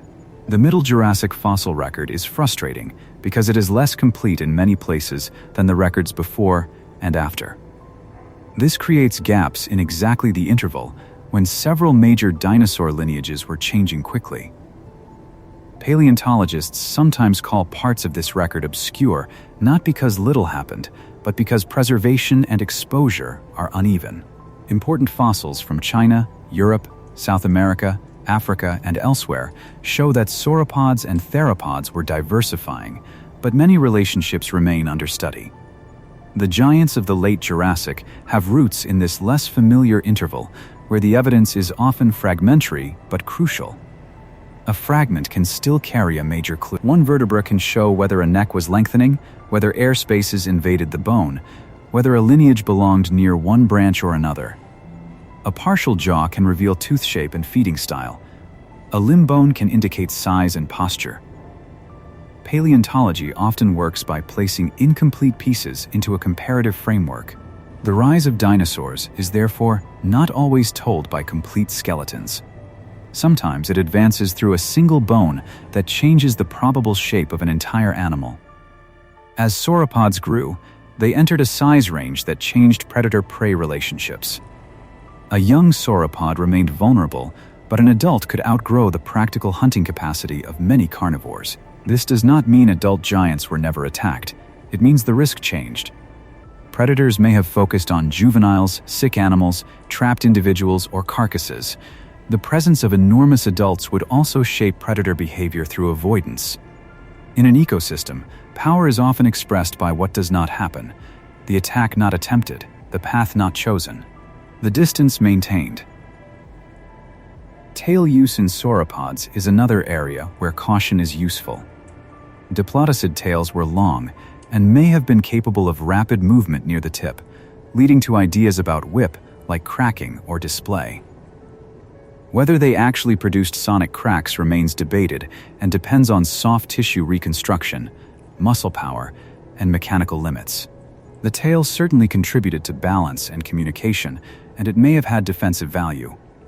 But a responsible reconstruction does not need extreme claims.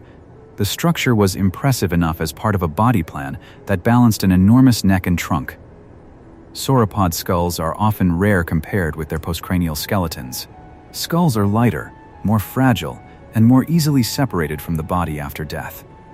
This has caused historical confusion, including famous cases where sauropod skeletons were mounted or interpreted with the wrong skull.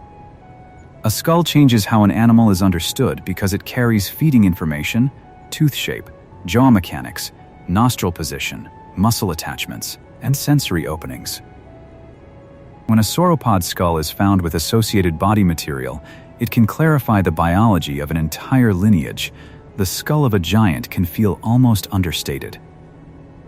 After the neck, ribs, and limb bones, the head seems too small to belong to the same animal. Yet this smallness is part of the design. A lighter head makes a longer neck easier to support.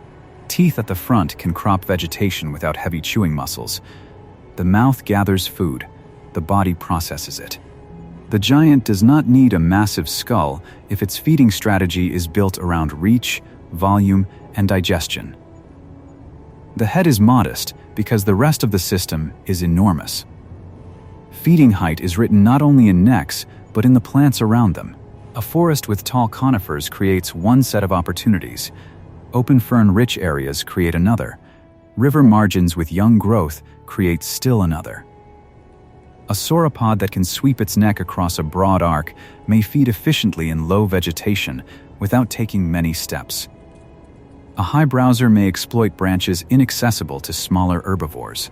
Several sauropods in the same ecosystem may therefore reduce direct competition by feeding at different heights or on different plant parts. This is where the absence of grass becomes important again. Modern large herbivores are often imagined in grassland terms, but Jurassic giants were not grazing on lawns or savannas of true grass. Their world required browsing, stripping, cropping, and fermenting gymnosperm and fern-dominated vegetation. The mechanics of the mouth reflect that difference. So does the digestive strategy. A sauropod is not an elephant with a reptile head, and it is not a giraffe stretched beyond reason. It is a dinosaur solution to a plant world that no longer exists in the same form. Jurassic predators also lacked the exact analogs often placed on them. Allosaurus was not a lion, not a wolf, not a crocodile on two legs. It was a theropod with its own anatomy. Comparisons to living predators are useful for thinking about behavior, but they can mislead if taken too literally. The skull, arms, tail, breathing, metabolism, senses, and growth pattern all differ from mammals. The animal's ecology must be inferred from its own body and its own fossil context. The Jurassic should not be modern Africa with different costumes. A late Jurassic carcass scene would be governed by these differences. A dead sauropod near a channel might attract large theropods, smaller theropods, crocodile-line reptiles, insects, and microbial decay. The skin would open. The smell would travel. Bones would be scored. broken, shifted, and exposed. Floodwater might arrive before the carcass was fully consumed. Sediment could bury parts while other parts remained available. Later, a quarry might find a limb bone with tooth marks, a shed predator tooth nearby, and scattered vertebrae downstream. The drama becomes sedimentology. Sedimentology is what keeps the scene honest. A bone bed with mixed animals may represent a river channel deposit rather than a single catastrophic kill. A concentration of bones may form through current sorting, drought accumulation, predator trapping, or repeated deposition over time. The position, orientation, abrasion, and articulation of bones all matter. Are skeletons complete or disarticulated? Are small bones missing? Are elements aligned by flow? Did the bones weather before burial?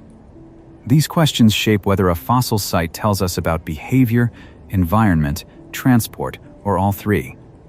The famous Cleveland Lloyd dinosaur quarry, for example, has yielded many Allosaurus remains and has prompted multiple interpretations, including predator trap, drought, or other accumulation scenarios. The exact cause is still discussed. What matters for the broader story is that late Jurassic ecosystems could concentrate predators and preserve them in ways that reveal abundance, mortality, and ecological complexity. A quarry is not a window opened cleanly onto one day unless the evidence supports that. Often it is a compressed record of repeated events in a hazardous landscape. Other Morrison sites emphasize herbivores. Some quarries contain numerous sauropod bones, sometimes from several individuals and species. These concentrations can reflect river transport, floodplain deaths, drought, or other environmental processes. The Morrison Formation is not a single death scene. It is a long record spread over a vast region and several million years. Its famous dinosaurs did not all necessarily meet in one place at one time. A careful script keeps the formation alive as a changing set of environments rather than a fixed prehistoric arena. Even with that caution, the Morrison remains extraordinary. It preserves a world where the scale of land life had become immense.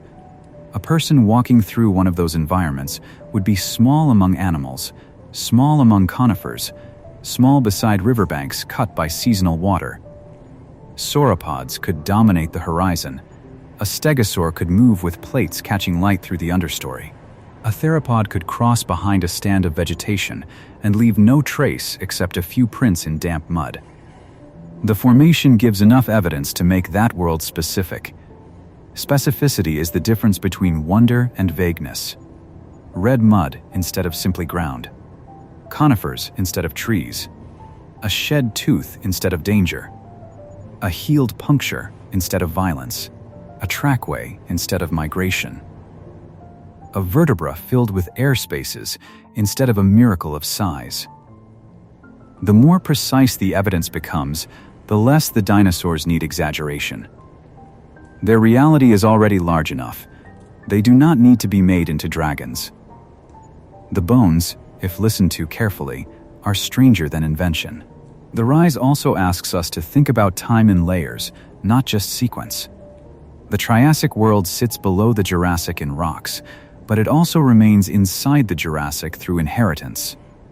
Sauropod lungs and posture did not appear from nothing after the extinction. Theropod balance and predatory teeth had earlier histories. Pangaea's connected geography shaped distributions even as the continent broke. Extinction removed many competitors, but did not erase ancestry. Every Jurassic giant carried older solutions forward, enlarged and modified under new conditions. The same layered thinking applies to birds. The first birds did not appear as a separate replacement for dinosaurs. They emerged from feathered theropod dinosaurs, part of the same evolutionary radiation. Feathers likely served insulation and display before powered flight in many lineages. Small body size, arms with feathers, changes in the wrist and shoulder, and other traits contributed to the origin of flight. Archaeopteryx is famous because it preserves a combination of bird-like and non-bird dinosaur traits, but it belongs to a broader transition, not a single sudden leap. A small feathered theropod in a late Jurassic forest would live in the shadow of giants without being defined by them. It might hunt insects or small vertebrates, climb or leap depending on its anatomy, display to others of its kind, and avoid larger predators. Its feathers could catch light in patterns we may never know. Nearby, a sauropod foot could alter the ground like a falling log. Both animals are dinosaurs. One shows the path to birds, the other shows the outer limit of land animal size. Their coexistence is one of the Jurassic's quiet marvels. The giants would eventually pass away, lineage by lineage, as environments changed through the Cretaceous and beyond. Some sauropod groups declined, while titanosaurs flourished later. Stegosaurs faded, and ankylosaurs became more prominent armored dinosaurs.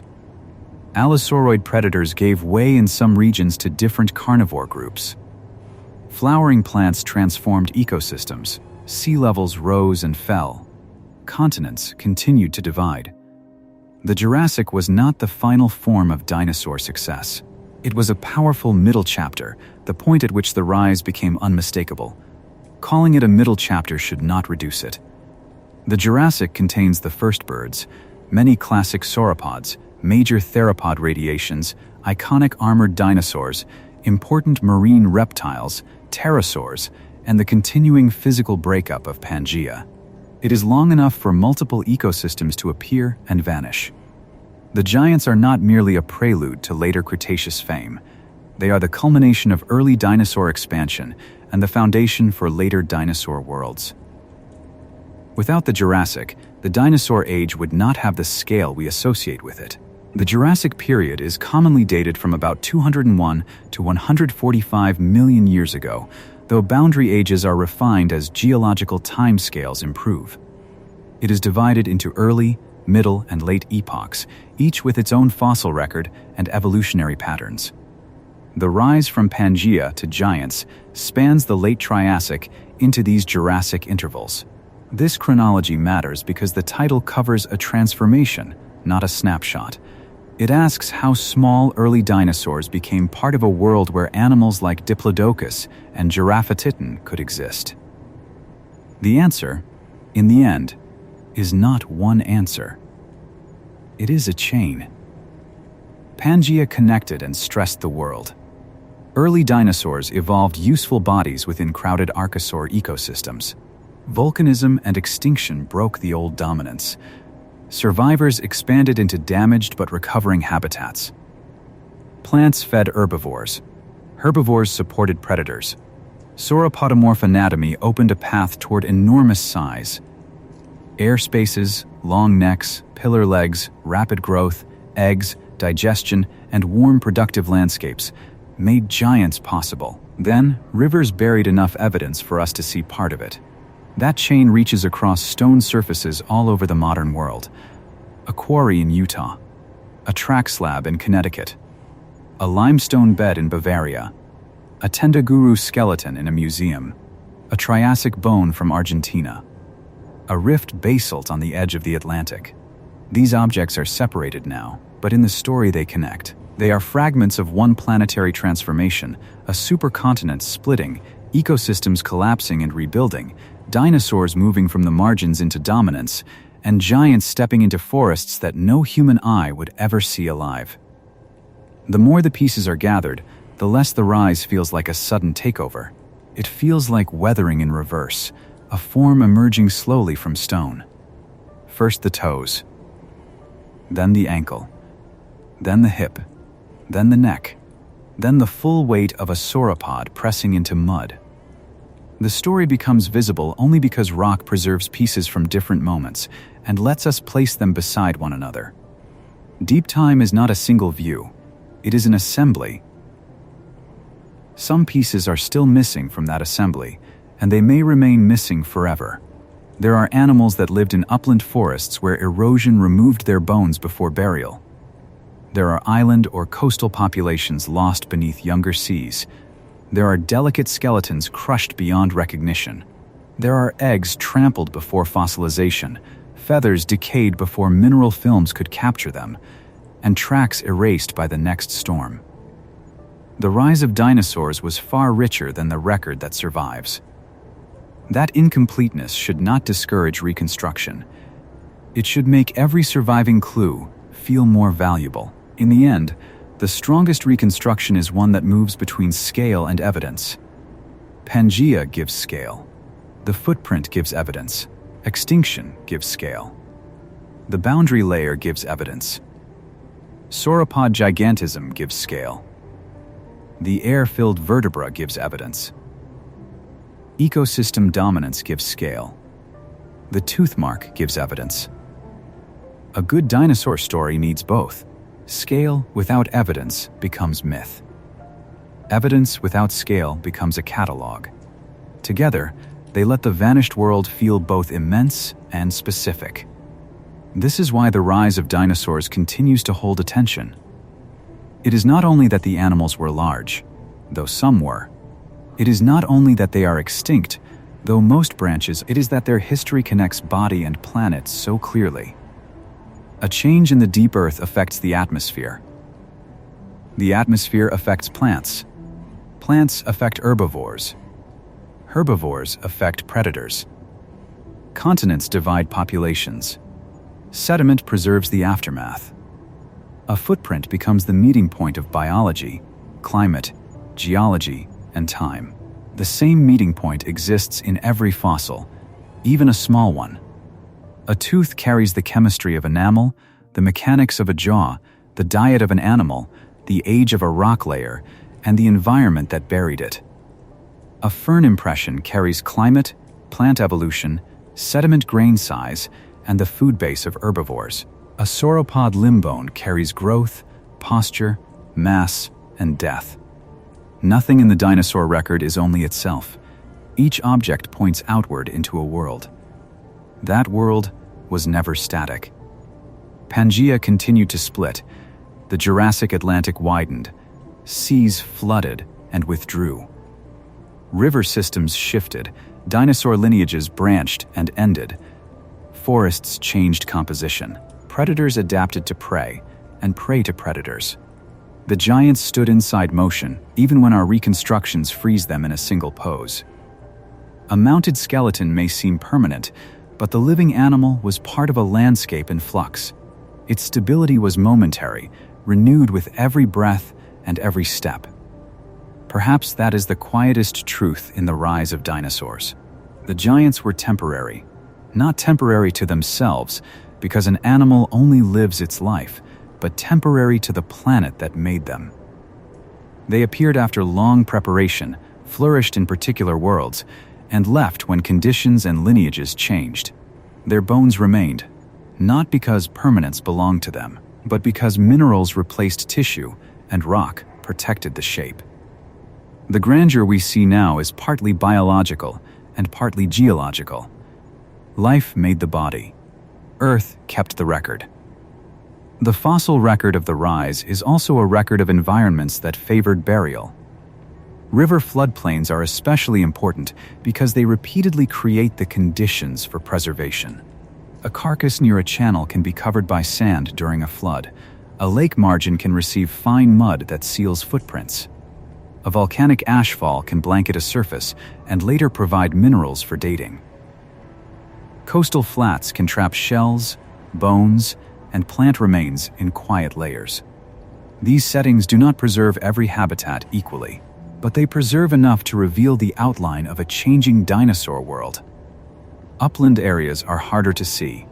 Dinosaurs almost certainly lived in forests and highlands that left little record, because erosion often removes sediment instead of burying it there. Animals that died on slopes might be scattered, weathered, or washed down into basins. Plants from uplands might appear only as fragments carried by rivers. This means our view of dinosaur rise is biased toward lowlands, basins, lakes, floodplains, and coastal deposits. The giants we know may have used wider landscapes than the rocks directly show. Their preserved bones are often the lowland portion of a larger life. Modern excavation tries to recover that context before the fossil becomes only an object. Field crews map bones, note orientation, measure the layer, collect sediment samples, and record nearby plant or invertebrate fossils. A femur removed without context still has value, but a femur tied to a channel deposit, ash layer, soil horizon, and associated fauna can tell a much richer story. The rise of dinosaurs depends on such context. It is not enough to know that a giant lived. We need to know where in the landscape it entered the rock. A quarry map can look almost like a constellation. Ribs arc in one corner. Vertebrae cluster along a line. Limb bones lie at angles that may show current direction or the collapse of a body. Small bones appear where careful eyes found them before weather did. The map is not the animal alive, but it is the animal's last arrangement before collection changed it forever. From that arrangement, scientists infer decay, burial, transport, and sometimes interaction with scavengers. The final position of bones becomes the first evidence of a fossil's history. Preparation continues the recovery in a different setting. Rock that protected the fossil for millions of years must be removed without destroying the bone. Tools vibrate, scrape, and chip under microscopes. Consolidants strengthen fragile surfaces. Breaks are repaired. Missing sections are left absent or reconstructed only when necessary and clearly documented. This slow work shapes what can later be studied. A sauropod vertebra may spend far longer in preparation than it spent exposed in the quarry. The public sees the clean object, but the object is the result of patient negotiation between bone and stone. Museum mounts introduce another layer of interpretation. Real bones may be too heavy or fragile to mount, so casts are often used. Missing bones may be mirrored from the opposite side or modeled from related animals. Posture must be chosen based on current evidence, but future studies can alter that choice. A mounted sauropod with its neck held one way is not a final answer for all time. It is a scientific reconstruction made visible. Like any reconstruction, it should be understood as evidence guided by interpretation. The history of dinosaur mounts is full of changing posture. Tails once dragged, bodies once sprawled more than the bones support. Theropods once stood upright like tripods, balanced on tail and legs, until later work showed more horizontal postures. Sauropods moved from swamp-bound images to active land animals. These corrections are not cosmetic. They change how the animals lived. A raised tail implies different balance. A horizontal theropod spine implies different movement. A terrestrial sauropod implies different ecology. Changing posture changes the world around the animal. The same care applies to mass estimates. A dinosaur skeleton gives dimensions, but body mass requires reconstructing the volume of missing flesh, lungs, muscles, fat, and other soft tissues. Different methods can produce different estimates. Volumetric models, limb circumference equations, and comparisons with living animals all have limitations. For sauropods, even modest percentage differences become several tons. It is better to speak in ranges than false precision. The giants were enormous by any reasonable estimate, and the exact number matters less than the biological fact of land animals reaching such size. Soft tissue is the great absence. Muscles shape movement, but only their attachment scars remain. Skin covers the body, but impressions are rare. Air sacs leave traces in bone, but their full extent must be inferred. Organs are almost never preserved. Behavior depends on nerves, hormones, senses, and learned responses that vanish after death. Paleontology works around this absence by using living relatives, biomechanics, bone surface anatomy, and exceptional fossils. The dinosaur rise is therefore a reconstruction of bodies that were once much more than skeletons. Skin impressions, when they do appear, bring the animal closer. Pebbly scales, folds, and textures can survive where sediment pressed gently against a body before decay erased the tissue. For many large dinosaurs, skin was likely varied across the body, with different textures on the flank, limbs, and underside. Feathers covered some theropods and possibly other dinosaur groups in certain forms, though not every dinosaur was feathered. The surface of a living dinosaur was not a uniform costume. It was a biological boundary between body and world. Color, pattern, and display remain partly hidden, but display structures show that appearance mattered. Crests on theropods, plates on stegosaurs, elongated spines, horns in later groups, and feathers in small theropods all suggest that dinosaurs communicated visually. Recognition, courtship, intimidation, and species identity could shape anatomy alongside feeding and defense. The rise of dinosaurs was not only about surviving the environment, it was also about living among others of the same and different species, responding to signals, competition, and reproductive pressures. A Jurassic landscape would have contained many kinds of attention. A predator watching movement, a herbivore watching the predator, a juvenile watching the movements of larger animals, adults responding to display, scent, calls, posture, or touch in ways we can only partly infer. Fossils rarely preserve these moments, but anatomy suggests that dinosaurs were sensory animals. Eyes, inner ears, nasal passages, brain endocasts, and trackways all give pieces. The giants were not silent statues. They perceived their world and acted within it. Brain endocasts, formed by studying the inner shape of the skull, can reveal relative sizes of regions associated with smell, vision, balance, and other functions. They do not provide thoughts, but they help estimate sensory priorities. Theropods often show features consistent with active predatory lives, including good balance and visual abilities in many forms. Sauropods had small brains relative to body size, but that does not mean they were failures. Their nervous systems were sufficient for the lives they lived: feeding, moving, social interaction, reproduction, and survival at giant scale. Intelligence is a difficult word in deep time. It is often used as if all animals are being compared on a human scale, which is not useful. A sauropod did not need to solve human problems. It needed to solve sauropod problems: finding food, navigating terrain, recognizing danger, coordinating a vast body, and reproducing successfully. A theropod needed predator skills. A small feathered dinosaur needed agility and sensory acuity at its own scale. Evolution favors adequacy for specific lives, not progress toward one universal standard. Sound is another hidden dimension. Some dinosaurs may have produced low-frequency calls, hisses, bellows, or other vocalizations, but the evidence is indirect except in rare later cases where parts of vocal anatomy can be studied. The Jurassic soundscape would also include insects, whined through gymnosperm leaves, water, storms, the movement of large bodies through vegetation, and perhaps the calls of early birds or bird-like theropods in the late Jurassic. Silence in a fossil hall should not be mistaken for silence in life. The rocks muted the animals, but they did not live mute. Storms could dominate that soundscape. In seasonal floodplain environments, rain might arrive with force after long dry intervals.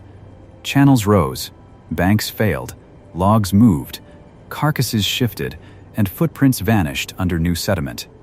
A nest built in a low place could be lost. A drought-cracked surface could become a mud sheet in hours.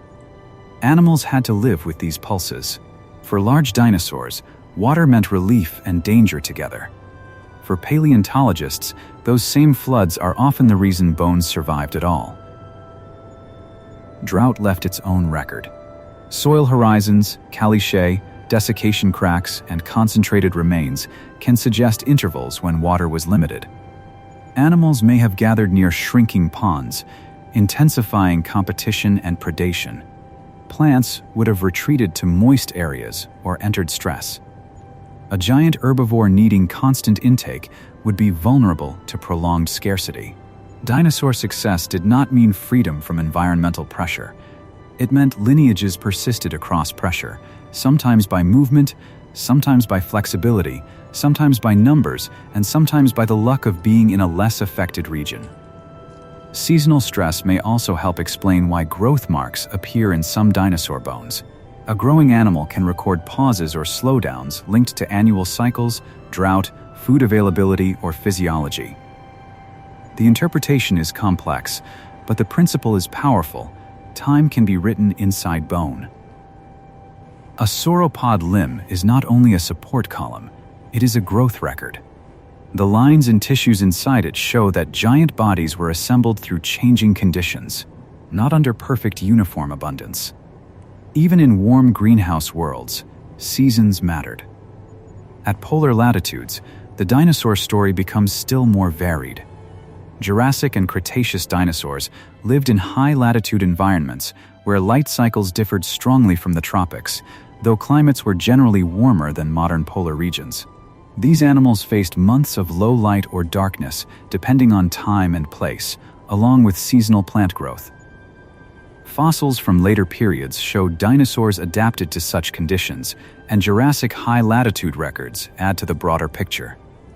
Dinosaurs were not simply creatures of steamy lowland jungles. They occupied a remarkable range of climates. High-latitude forests would have changed the rhythm of life.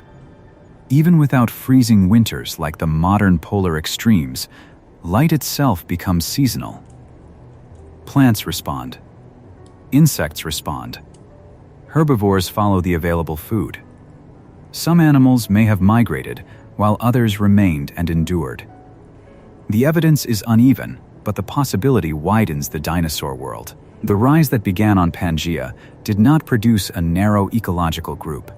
It produced animals capable of entering many parts of the planet, from arid basins to humid coasts to regions with strange seasonal light. Migration is difficult to prove in fossils. Trackways show movement, but not necessarily long-distance seasonal travel. Isotopies can sometimes suggest changing water or food sources, but interpretations require caution. Limb anatomy can show capacity for walking, not a route. Herd-like movement may be inferred from parallel trackways or bone beds, but each case must be examined. Still, large herbivores often move across landscapes in response to food and water, and sauropods had bodies capable of covering distance. Even if some populations were more resident, movement would have been central to their ecology. The size of sauropods also influenced reproduction at the population level. Because eggs were small relative to adult body size, many offspring could be produced, but survival to adulthood was likely low. This pattern differs from large mammals, where fewer young receive more prolonged internal investment and often parental care. Dinosaur parental behavior varied by group, and direct evidence for sauropod care is limited. Some dinosaurs, especially certain later theropods and ornithischians, show stronger nesting or brooding evidence. Sauropods may have relied more heavily on numbers and suitable nesting sites, though details remain uncertain. Eggshell fragments can accumulate in nesting grounds, but interpreting nests requires care. Are the eggs arranged by parents, moved by water, or broken after hatching? Are embryos present? Is there evidence of repeated nesting at the same time? What sediments surrounded the eggs? The answers can distinguish nesting behavior from transported egg material. Even when adult care is not clear, nesting grounds show that reproduction had geography. Dinosaurs returned to particular kinds of places to lay eggs, and those places formed part of the landscape of their rise. A nesting ground would be quieter than a battle scene, but no less important. Soil temperature, moisture, drainage, vegetation cover, and distance from predators all mattered. Eggs needed gas exchange through pores. Too much water could drown embryos. Too much dryness could threaten development. A hatchling breaking out of the shell entered a world that did not pause for it. The success of dinosaur lineages depended on these fragile thresholds repeated across generations. Giants begin where conditions are small and exact. The evidence for parental care in early sauropodomorphs and sauropods is limited, so it is best not to imagine adults guarding nests unless a specific site supports it. Some dinosaurs clearly engaged in nesting behaviors more complex than simple abandonment, but different groups likely used different strategies. The safest statement is that dinosaur reproduction was diverse. Eggs, nests, embryos, and trackways show many life stages, yet not every species can be given the same behavior. In deep time, restraint is part of accuracy. Juvenile dinosaurs also complicate identification. Young animals can have different proportions from adults, making them look like separate species if growth is not understood. Bone texture, fusion, size, and comparison across specimens help determine maturity. Some dinosaur taxa known from limited material may represent growth stages rather than distinct species, while others are genuinely separate. Understanding ontogeny, the change through growth, is essential for reconstructing diversity. The rise of dinosaurs was a rise of populations with age structure, not just a list of adult forms. A juvenile sauropod trackway can feel more personal than an adult one because the scale is closer. The print may still be large, but not overwhelming. The stride is shorter. The animal was growing into a body it had not yet reached. Around it, larger tracks may belong to adults or to other species entirely. The surface becomes a record of age differences in motion. For a moment, the giant lineage is not giant. It is young, exposed, and moving quickly enough to keep pace with a changing world. Growth also affected predator pressure. A theropod unable to threaten adults might specialize in juveniles or smaller herbivores. This creates different danger zones by age.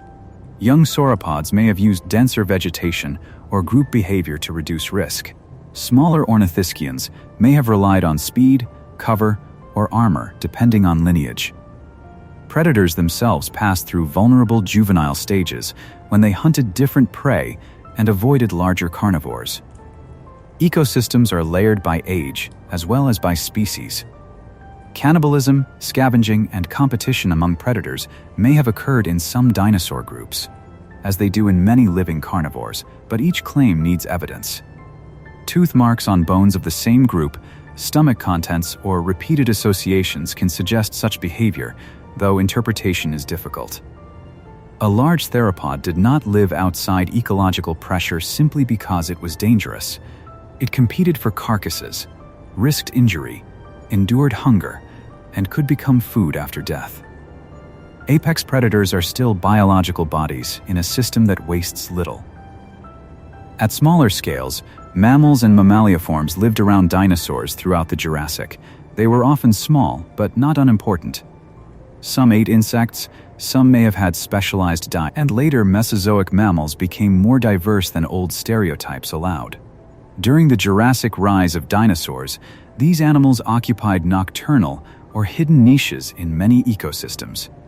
They did not prevent dinosaur dominance, but they were part of the same world. A sauropod passing through ferns might never notice the small mammal beneath the roots. Yet both belonged to the Jurassic landscape. Insects were equally essential. They decomposed plant material, fed small vertebrates, bored into wood, pollinated some non-flowering plants in limited relationships, and formed part of the food web beneath dinosaur notice. Without insects and microbes, dead wood and carcasses would not return nutrients efficiently. Dinosaur ecosystems were not supported by giants alone. They depended on small lives in soil, bark, water, and leaf litter. The rise of dinosaurs rests on a foundation of organisms rarely shown in dramatic reconstructions, but indispensable to the world the dinosaurs inhabited. A fallen conifer in a Jurassic forest would become a landscape of its own. Beetles and other insects enter cracks. Fungi and microbes work through small animals shelter beneath it. Ferns grow near the rotting edge. A dinosaur foot may step over it or break it further into the ground. The log might decay completely, or in the right setting, become buried and later petrified. Fossil wood can preserve growth rings and cellular structure, telling us about climate and forest composition. Even a tree trunk becomes evidence for the rise of giants. Plants and dinosaurs influenced each other, but not in the direct flowering plant way that would become more prominent in the Cretaceous. Jurassic herbivores fed on gymnosperms and ferns, and those plants endured browsing through growth form, chemistry, toughness, height, and reproduction. Some seeds may have been dispersed by animals, though the details are difficult to prove.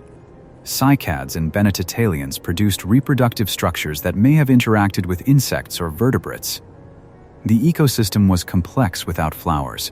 It had relationships, signals, defenses, and cycles unfamiliar to modern eyes. The absence of flowers should not make the Jurassic feel barren. Green abundance does not require petals. Fern fronds can fill a clearing. Conifer branches can layer a canopy. Ginkgo leaves can turn seasonally and fall in sheets. Cycad crowns can catch light above a rough trunk. Horsetails can form dense stands beside water. The beauty of that world was built differently. It did not need roses or grasses to feed giants. It had its own textures, its own shade, its own resilience. By combining these details, the rise from Pangaea to Jurassic giants becomes less like a single storyline and more like an ecosystem taking shape through time. The early dinosaurs provide the anatomical beginning. Pangaea provides the geographic stage. Extinction provides the opening. Jurassic climates and plants provide the energy. Sauropod biology provides the mechanism for gigantism. Theropod evolution provides predatory balance. Fossils provide the evidence, and geology provides the order. Each part is necessary. Remove one, and the story becomes flatter.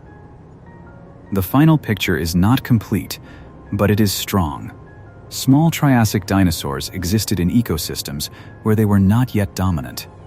A major extinction at the Triassic-Jurassic boundary removed many competitors and disrupted life across the planet. Dinosaurs survived and diversified through the early Jurassic. Sauropodomorphs developed the anatomy that would lead to true giants. During the Middle and Late Jurassic, sauropods became central herbivores in many ecosystems, while theropods, stegosaurs, pterosaurs, early birds, plants, rivers, and seas formed the world around them. The rise was real because the evidence converges. One more way to see the rise is through absence. In the earliest dinosaur-bearing rocks, the animal most people expect is not there.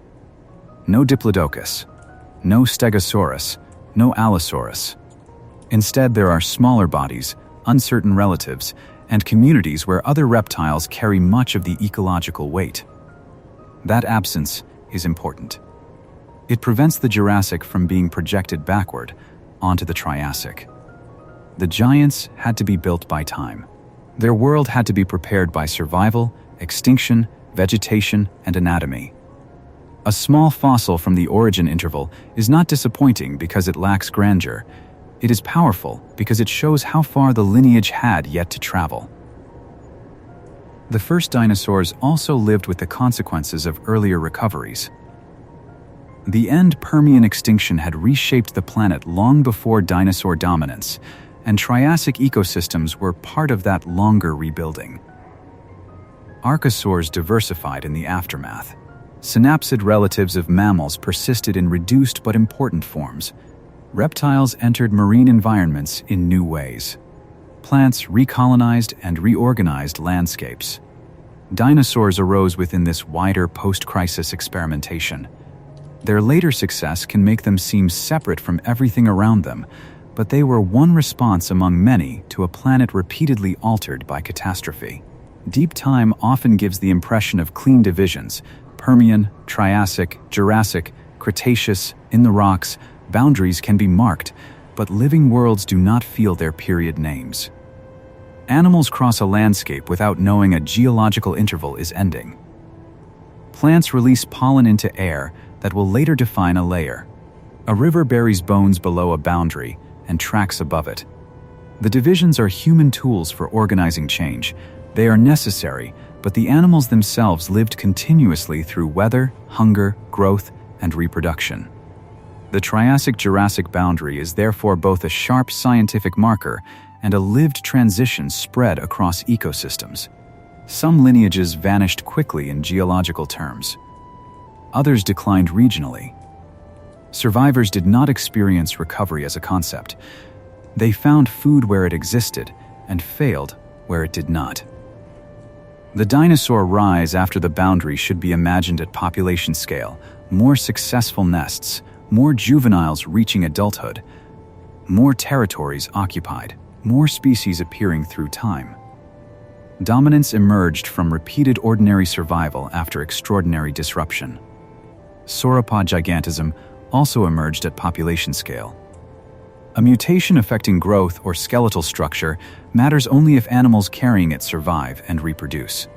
A longer neck matters only if it improves feeding enough to help descendants. A lighter vertebra matters only if it supports function without weakening the animal. Evolution does not plan a giant. It favors small advantages in particular environments, and over millions of years those advantages can accumulate into bodies that seem impossible when viewed all at once. The same slow accumulation shaped the predators.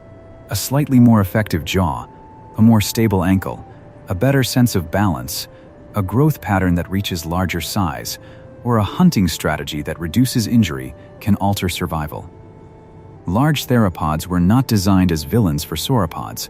They were descendants of earlier predators responding to prey, competition, and opportunity. Their skulls and limbs became larger because those forms worked in their ecosystems. The predator side of the rise is not separate from the herbivore side. Each helped define the other.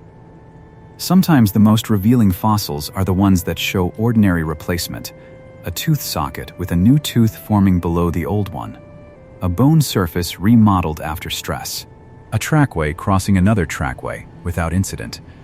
These are not dramatic specimens, but they show continuity. Dinosaurs rose because living systems continued through countless ordinary acts. Teeth replaced, bones grew, feet moved, eggs developed, plants regrew, rivers flooded, sediment settled. The immense result was built from small repetitions. That is why a long-form journey through this subject has to move slowly. Rushing from first dinosaur to giant sauropod would miss the machinery of the transformation. It would miss Pangaea's climate, the dominance of pseudosuchians, the volcanic boundary, the recovery interval, the plant world, the mechanics of long necks, and the fossil evidence that holds the story together. The dinosaurs did rise, but rise is a word that compresses more than 30 million years of change before the classic Jurassic giants appear in full force. A single riverbank can hold that compression in miniature. In one layer, small tracks cross a drying surface. Higher up, larger prints deform wetter mud. Nearby, plant fragments change from one community to another. A thin ash bed settles between sediments and fixes a moment in time. Later, erosion exposes the sequence in a cliff, and the cliff becomes a readable edge of the past. The animals are gone, but the order remains. Below, a world before dominance. Above, a world moving toward giants. The final answer is therefore not that dinosaurs were simply better, stronger, or more advanced. The answer is that they were viable animals in the right place at the right time, carrying traits that became increasingly powerful after extinction and during Jurassic recovery. They were shaped by a supercontinent and then by its breakup. They were fed by forests without flowers. They were tested by climate and competition. They changed as the planet changed. From that combination came the giants. There is one final caution about scale. When we say dinosaurs dominated the land, we are mainly speaking about large terrestrial vertebrates. Small animals, insects, plants, fungi, microbes, and aquatic organisms were never background in an ecological sense. They carried energy, decay, soil formation, and countless interactions that made the larger animals possible. The dinosaurs became the most visible bodies in many landscapes, but visibility is not the same as total control. A Jurassic giant depended on leaves, microbes in the gut, water in rivers, minerals in bone, and eggshell thin enough to breathe. That dependence makes the giants more impressive, not less. Their size can distract from how vulnerable they remain to systems beyond themselves. A failed rainy season could reduce plant growth. A changed river could remove a nesting ground. Disease could move through a population, Young could be lost in large numbers. A predator could wait at the edge of weakness. Gigantism protected adults from many dangers, but it did not lift them outside ecology. The largest dinosaurs still lived by the same basic rule as every animal. The world had to keep supplying what the body required. Over time, those requirements left marks. Worn teeth show feeding. Limb bones show load. Trackways show movement. Eggshell shows reproduction. Bite marks show interaction. Sediment shows death and burial. Plant fossils show the food base. Ash layers and magnetic signals show time. No one mark tells the whole rise, but together they make a structure strong enough to carry the story. The rise of dinosaurs is therefore not just a narrative of animals getting larger. It is a convergence of independent evidence pointing in the same direction. That direction leads from small, uncertain beginnings toward ecosystems where dinosaur bodies set the scale of the land. It leads through the red basins of Pangaea, across the boundary crisis, into Jurassic forests and floodplains, and finally to the long-necked giants that make the period feel almost impossible. Yet the impossible feeling comes from distance, not fantasy. These animals were real. Their feet pressed into mud.